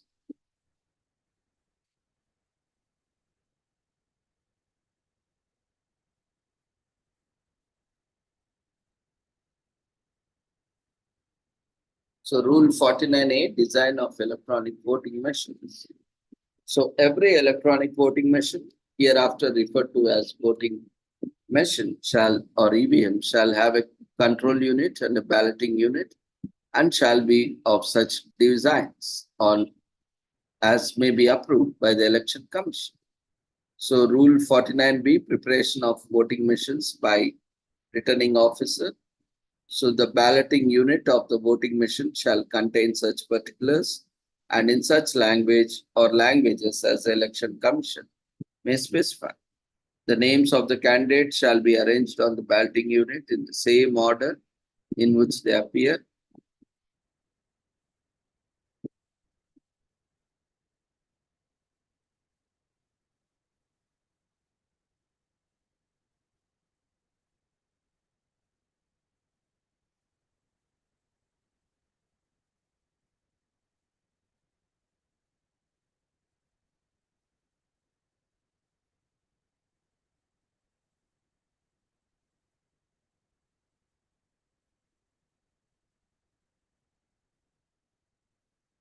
If two or more candidates bear the same name, they shall be distinguished by the addition of their occupation or residence or in some other manner.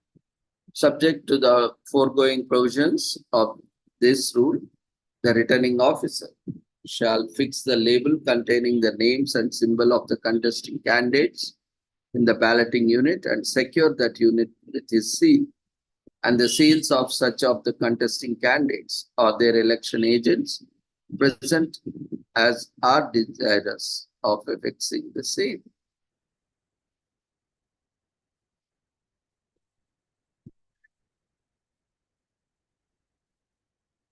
So set the number of contesting candidates and close the candidate set section in the control unit and secure it with a seal and fix the seals of such of the contesting candidates or their election agents present as are desirous of affixing the same.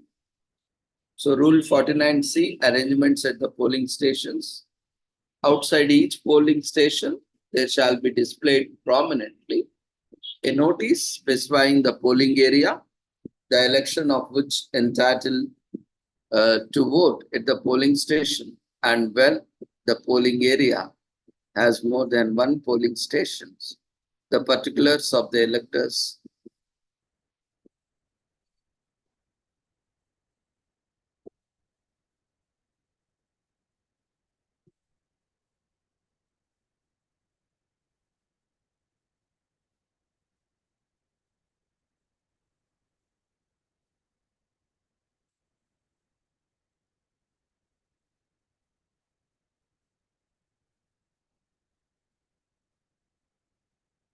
So at each polling station, there shall be set up one or more voting compartments in which the electors can record their votes free from observation.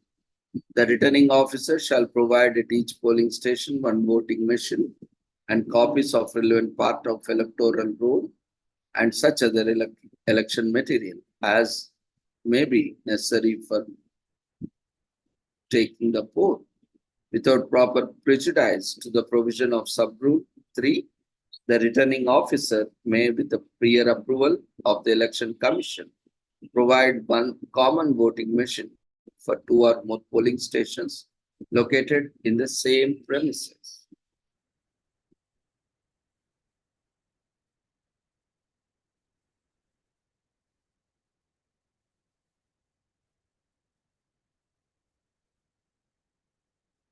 So Rule 49E deals with preparation of voting machine for poll. The control unit and the balloting unit of every voting machine used at the polling station shall bear a label marked with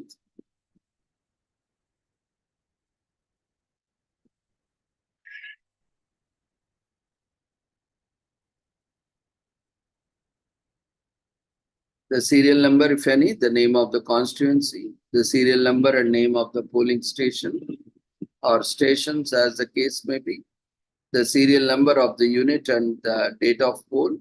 Immediately before the commencement of the poll, the presiding officer shall demonstrate to the polling agents and other persons present that no voter has been already recorded in the voting machine and it bears the label referred to the subrule 4. So a paper seal shall be used for securing the control unit of the voting machine and the presiding officer shall affix his own signature on the paper and paper seal and obtain thereon the signature of such of the polling agents present with the desirous attitude.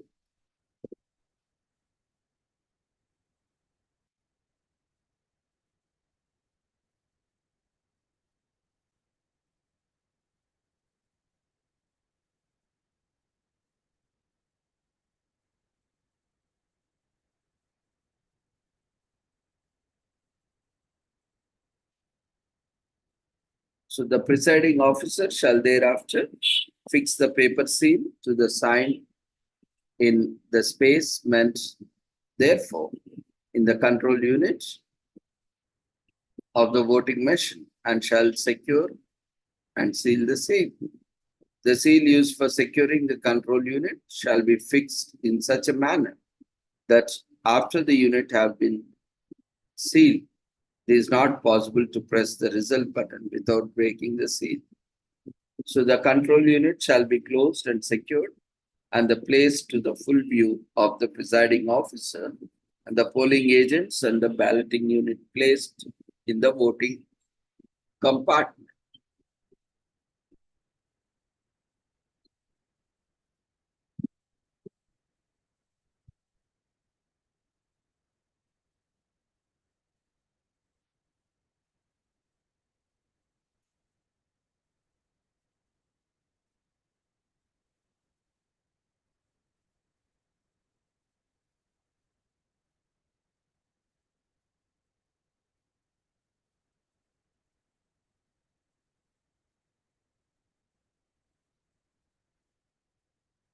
So for Rule 49L, for procedure for voting by voting machines, deals with that.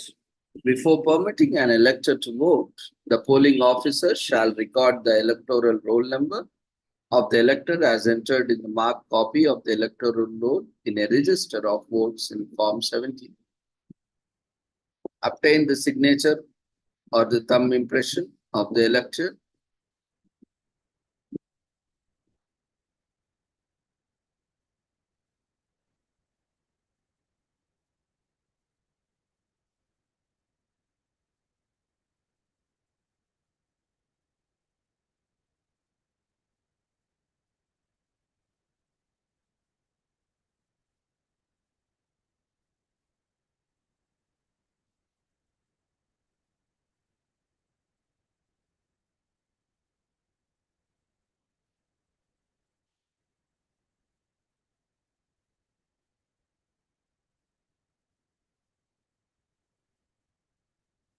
So after obtaining the signature or thumb impression of the electoral on said register of votes, I mark the name of elector in the marked copy of the electoral roll to indicate that he or she has been allowed to vote.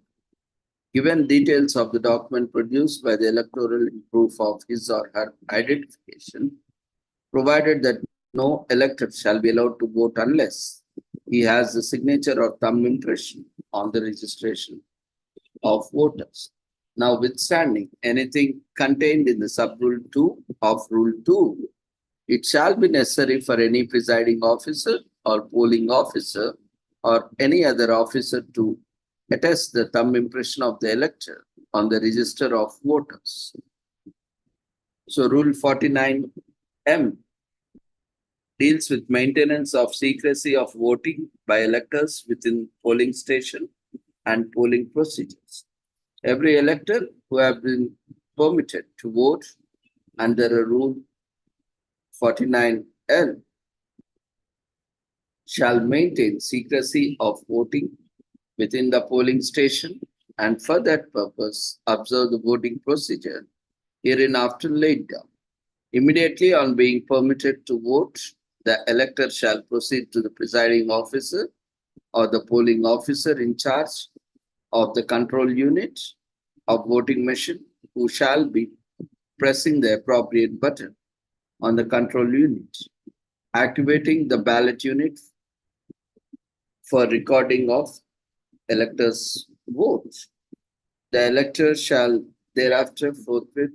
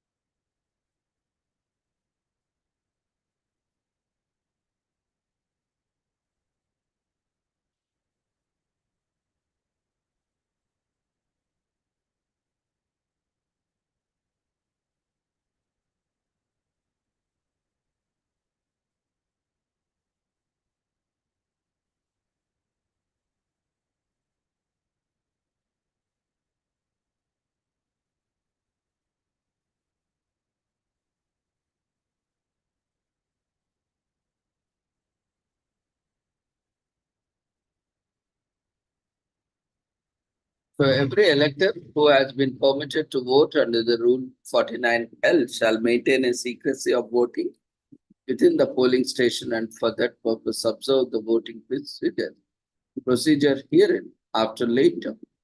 Immediately on being permitted to vote, the elector shall proceed to the presiding officer or the polling officer in charge of the control unit of the voting machine, who shall, by pressing the appropriate button on the control unit, activate the balloting unit for recording of recorder's choice.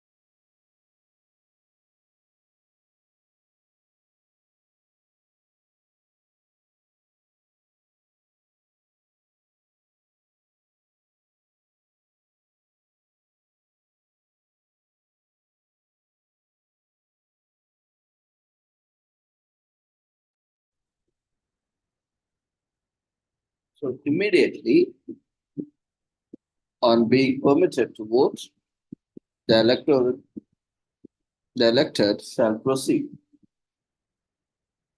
to the presiding officer, the polling officer in charge of the control unit of voting machine, who shall, by pressing the appropriate button on the control unit, activate the balloting unit for recording electors' vote. The elector shall, therefore, forthwith proceed to the voting compartment, record his vote by pressing the button on the balloting unit against the name and symbol of the candidate for whom he or she intends to vote, and come out of the voting compartment and leave the polling station. Every elector shall vote without undue delay. No elector shall be allowed to enter the voting compartment when another elector is inside.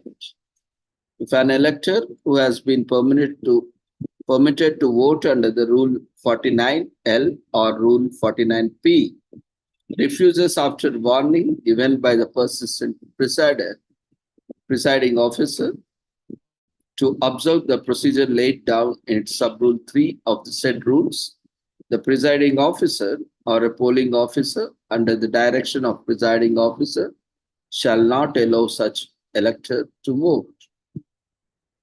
Where an elector is not allowed to vote under sub-rule 6, a remark to the effect that voting procedure has been violated shall be made against the elector's name of the register of voters in Form 17A by the presiding officer under his or her signature.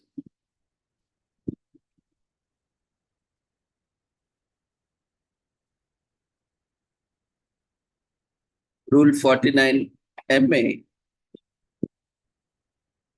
mentions the procedure in case of complaint about particulars printed on paper slip.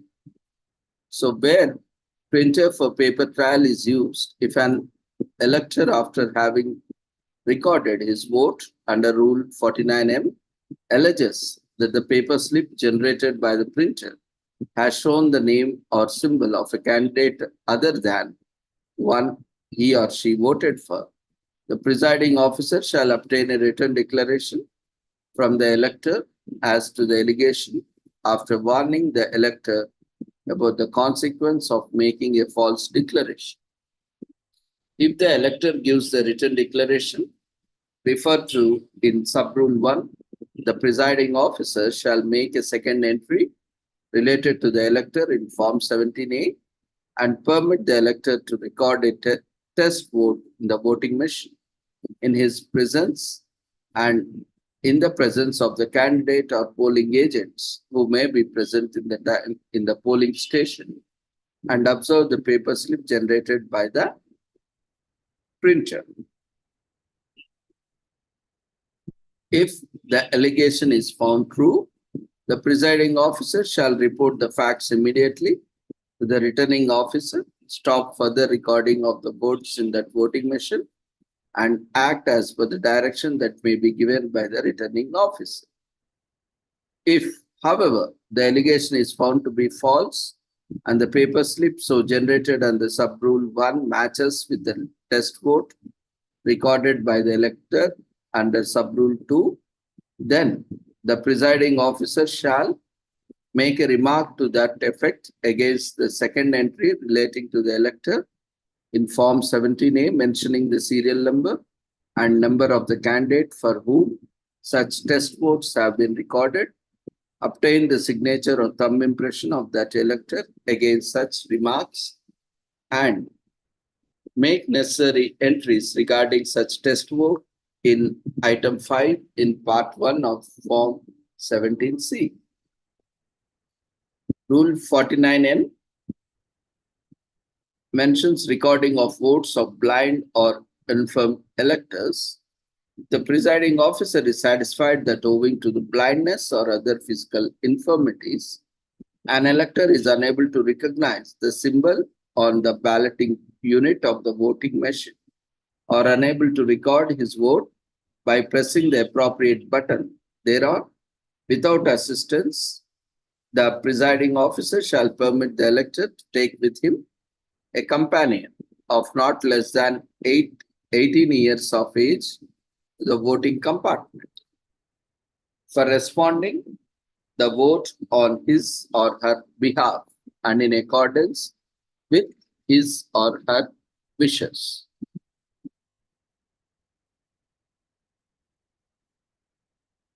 So, provided that no person shall be permitted to act as a companion of more than one elector at any polling station on the same day.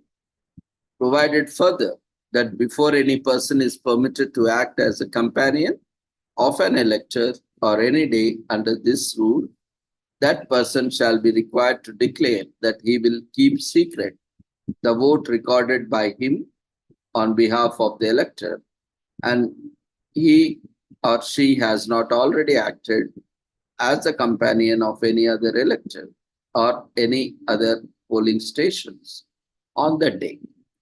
The presiding officer shall keep a record in the Form 14A of all cases under this rule.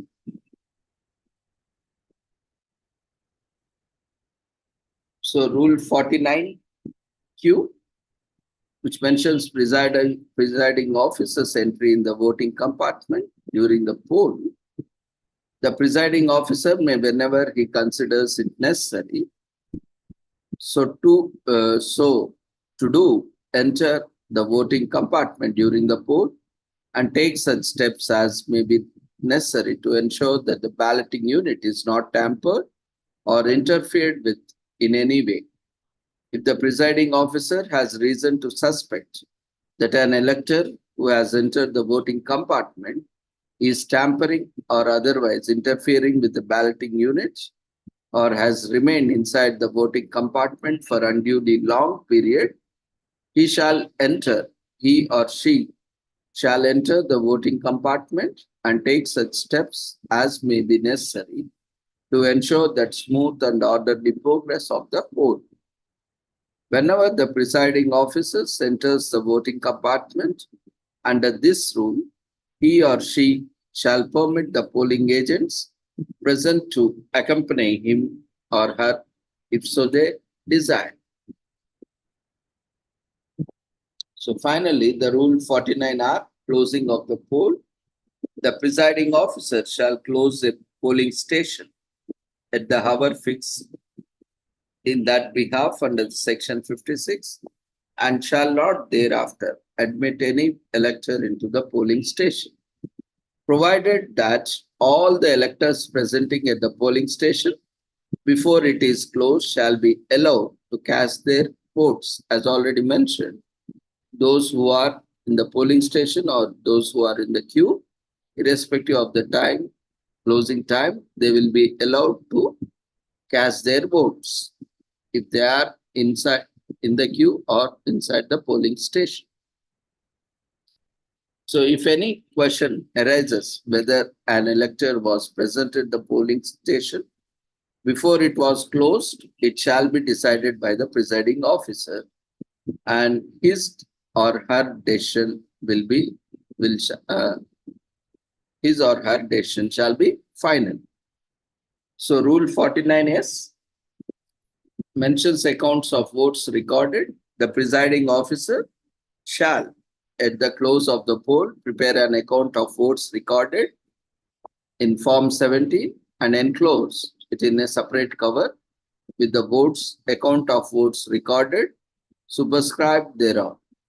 The presiding officer shall furnish to every polling agent present at the close of the poll a true copy of the entries made in Form 17C after obtaining a receipt from the said polling agent.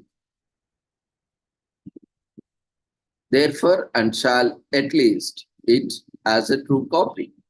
So Rule 49T, sealing of voting machines after the poll.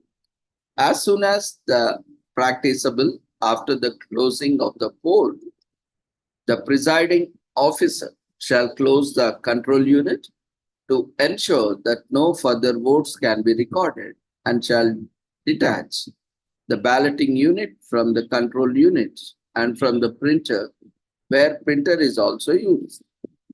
So, however, that the paper slips contained in the drop box of the printer shall remain intact. The control unit and the balloting unit and the printer where it is used shall thereafter be sealed and secured separately in such a manner as the Election Commission may direct, and the seal used for securing them shall be so affixed that it will not be possible to open the units without breaking the seals. The polling agents present at the polling station who desire to affix their seals shall also be permitted to do so. Rule 49U, sealing of other packets. The presiding officer shall then make into separate packets the marked copy of the electoral roll, the register of voters in Form 17A, the cover containing the tendered ballot papers, and the list in Form 17B. The list of challenged voters and any other papers directed by the Election Commission to be kept in a sealed packet. So each packet shall be sealed with the seal of the presiding officer and with the seal either of the candidate or of his election agent or of his polling agent who may be present at the polling station and may desire to affix his seal and thereon. So Rule 49V, transmission of voting machines, etc., to the returning officer. So the presiding officer shall deliver or cause to be delivered to the returning officer at such place as returning officer may direct the voting machine, the account of votes recorded in Form 17C, the sealed packets referred to in the Rule 49U, and all other papers used at the poll. The returning officer shall make adequate arrangements for the safe transport of voting machine, packets, and other papers for their safe custody until commencement of the counting of votes. Rule 49W, procedure on adjournment of the poll. If the poll at any polling station is adjourned under subsection 1 of section 57, the provision of rules 49S to 49B shall, as far as practicable, apply as if the poll was closed at the hour fixed in that behalf under section 56. So when an adjourned poll is recommended under subsection 2 of section 57, the electors who have already voted at the poll so adjourned shall not be allowed to vote again. The returning officer shall provide the presiding officer of the polling station at which such adjourned poll is held with the sealed packet containing the marked copy of the electoral roll, register of voters in Form 17A, and a new voting machine. The presiding officer shall open the sealed packet in the presence of the polling agents present and use a marked copy of the electoral roll for marking the names of the electors who are allowed to vote at the adjourned poll. The provisions of the Rule 28 and Rules 49A to 49B shall apply in relation to the conduct of an adjourned poll before it was so adjourned. So Rule 49X, closing of voting machine in case of booth capturing. So where the presiding officer is of opinion that booth capturing is taking place at a polling station or at a place fixed for the poll, he or she shall immediately close the control unit of the voting machine to ensure that no further voices can be recorded and shall detach the balloting unit that from the control unit. So Rule 55 mentions about scrutiny and inspection of voting machines. The returning officer may have the control units of the voting machines used at more than one polling station taken up for scrutiny and inspection and votes recorded in such units counted simultaneously. before the votes recorded in any control unit of voting machine are counted under the sub-rule 1, the candidate or his election agent or his counting agent present at the counting table shall be allowed to inspect the paper seal and such other vital seals as might have been affixed on the unit and to satisfy themselves that the seals are intact. The returning officer shall satisfy himself that none of the voting machines has in fact been tampered with. If the returning officer is satisfied that any voting machine has in fact been tampered with, he shall not count the votes recorded in that machine and shall follow the procedure laid down in Section 58 or Section 58A or Section 64A, as may be applicable in respect of the polling station or stations where that machine was used. Rule 56, counting of the votes. 56C, counting of the votes. After the returning officer is satisfied that the voting machine as in fact has not been tampered with, he or she shall have the votes recorded, therein counted by pressing the appropriate button marked result, provided in the control unit, whereby the total votes polled and votes polled by each candidate shall be displayed in respect of each such candidate on the display panel provided for the purpose in the unit. As the votes polled by each candidate are displayed on the control unit, the returning officer shall have the number of such votes recorded separately in respect of each candidate in Part 2 on Form 17C, provided that the test vote recorded, if any, for a candidate as per item 5 in Part 1 of Form 17C shall be subtracted from the number of votes recorded for such candidate as displayed on the control unit. Part 2 of Form 17C, completed in other respects and signed by the counting supervisor and also by the candidates or their election agents or their counting agents present, and the corresponding entries made in a result sheet in Form 20 and the particulars so entered in the result sheet announced. So Rule 56D mentions scrutiny of paper trial. Where printer for paper trial is used, after entries are made in the result sheet are announced, any candidate or in his absence or in her absence, his or her election agent or any of his or her counting agents may apply in writing to the returning officer to count the printed paper slips in the drop box of the printer in respect of any polling station or polling stations.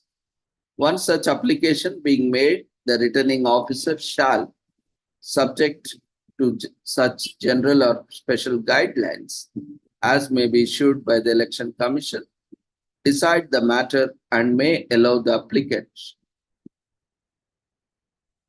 application in whole or in part, or may reject in whole if it appears to him or her to be frivolous or unreasonable.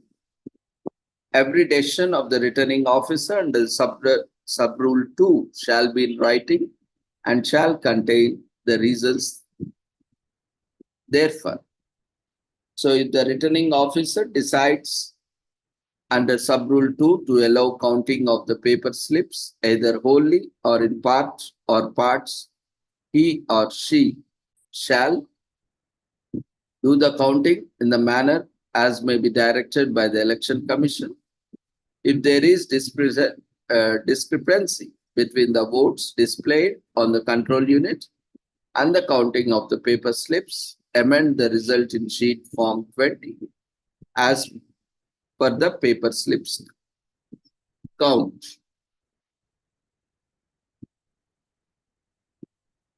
Announce the amendments so made by him or her and complete and sign the result. And Rule 57C mentions sealing of the voting machines. After the result of voting recorded in a control unit has been ascertained candidate-wise and entered in Part 2 of Form 17C and Form 20 under Rule 56C, the returning officer shall reseal the unit with his seal and the seals of such of the candidate or the election agents present who may desire to affix the seals thereon. So, however, that the result of voting recorded in the unit is not obliterated and the unit retains the memory of such results, and where printer for paper trail is used, the returning officer shall seal the paper slips in such manner as may be directed by the Election Commission. So the control unit and the paper slips so sealed shall be kept in specially prepared boxes on which the returning officer shall record the following particulars, namely the name of the constituency, the particulars of polling station or stations where the control unit has been used, serial number of the control unit and printer wherever used, date of poll and date of counting. The provision of Rules 60 to 66 shall, so far as may be applied in relation to the voting by voting machines, and any reference in those rules to ballot paper shall be construed as indicating a reference to such voting machine. Any rules shall be construed as a reference to the corresponding rule in Chapter 11 of Part 4, or as the case may be, to Rule 55C or 56C or 57C. And Rule 92 mentions about custody of ballot boxes and papers relating to election. All voting machines used at an election shall be kept in the custody of the concerned district election officer. The district election officer shall keep in safe custody the printed paper slips sealed under the provisions of Rule 57C, the packets containing registers of voters in Form 17A, Rule 93, protection and inspection of election papers. So while in the custody of district election officer, or as the case may be, the returning officer, the packets of unused ballot papers with counterfoils attached and thereto, the packets of used ballot papers, whether valid, tendered, or rejected, the packets of the counterfoils of used ballot papers, the printed paper slip sealed with the provisions of the Rule 57C, the packets of the marked copy of the electoral roll, or as the case may be, the list maintained under subsection or subsection 2 or section 152, and the packets containing registers of voters in Form 17. The packets of the declaration by electors and attestation of their signature shall not be opened and their content shall not be inspected by or produced before any person or authority except under the order of a competent court. The control unit sealed under the provisions of Rule 57C and kept in the custody of district election officer shall not be opened and shall not be inspected by or produced before any person or authority except under the order of a competent court. So subject to such conditions and to the payment of such fees as Election Commission may direct, all other papers relating to the election shall be open to the public inspection, and copies thereof shall on application be furnished. So the copies of the returns by the returning officer forwarded under Rule 64, or the case may be under Clause B of Subrule of Rule 81, shall be furnished by the returning officer, district election officer, chief electoral officer, or the election commission on the payment of a fee of 2 rupees for each copy.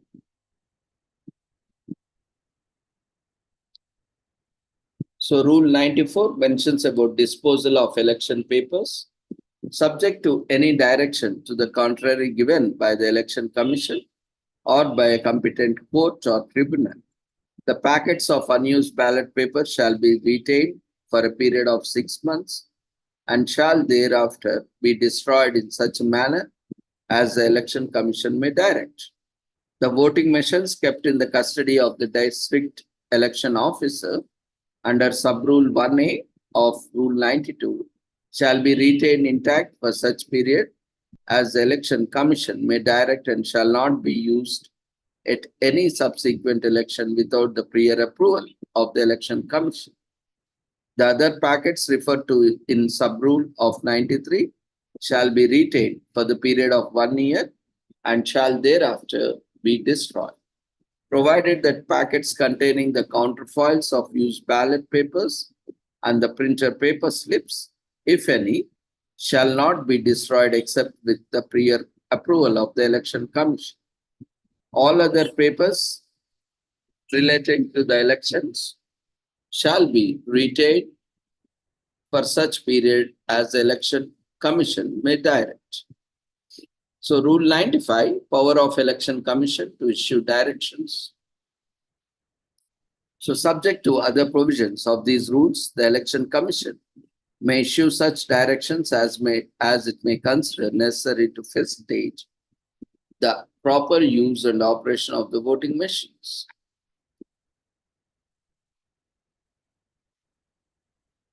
So this is the entire process that takes place pre-election and election and post-election, the entire procedure from before the vote, from the distribution center to back to the distribution center and till the counting completes and the elected candidate is declared and given certificate. Until the next 6 months, all the documents are preserved for verification by a competent court or authority. So this is the entire process that happens, in the polling station and also at the distributing centers and the storage, the safe houses, the strong rooms where these are stored, and also at the counting centers.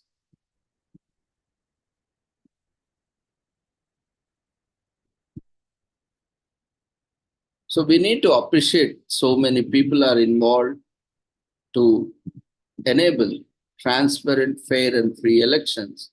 And it is also our duty to cast our vote. If you don't like any of the contesting candidates, at least vote for Nota. Opt for Nota. So with this, we shall conclude today's sessions. It's already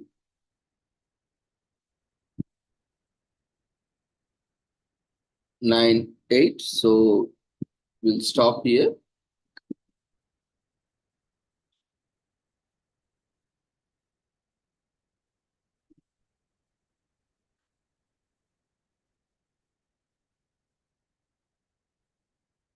You can visit the election website. All these details are available on the website. And there are also handbooks and all available. You can go through it. If you need, I can also send you the link, a copy, or exactly where you can find the details. So all these are, part of training. If you would like to, if you are a teacher or a professor, or if you are a public sector official, and generally these are the people who are selected as POs, APOs for the service in elections. If you are one among these, you will be trained prior to get acquainted with the process so that you can follow the process smoothly and complete the process on the polling day. So before the day of polling, 1 day before the polling, you are supposed to collect all the polling materials, that is, and units along with seals and everything from the distributing centers, and then you will be directly transported from the distributing center to the polling station, and you have to stay there only overnight. You'll be provided, food, accommodation, all the facilities in the polling station itself, and you have to wait there only because it is your responsibility along with the equipment and the premises. Once you have been taken the material from the distribution centers till you return back to them, transportation will be provided by the Election Commission itself, or as suggested by the Election Commission authorities. And along with that, other government officials like public transport system and law enforcement agencies like police department will be assisting you in the process, along with other polling agents and all those who will be helping you just in case if you require any assistance as per the available rules and regulations and guidelines. So you can also be part, if you are eligible, you can be part of the election process, conducting the elections. As a voter, do not forget to vote and exercise your right. It is your right, and every 5 years you are getting this wonderful opportunity. Go and vote. Don't miss. It's your right to vote. So exercise your vote, and happy voting these elections. Thank you once again, everyone, for joining us. We request everyone to quickly fill up the feedback form before you leave the platform. And you can after filling up the feedback form, you may leave the platform. See you all tomorrow at the same time at 6 o'clock with the same joining in with much more information and topics to be disseminated. Thank you everyone for joining us. We appreciate your time and patience listening to the wonderful sessions. Take care. Good night.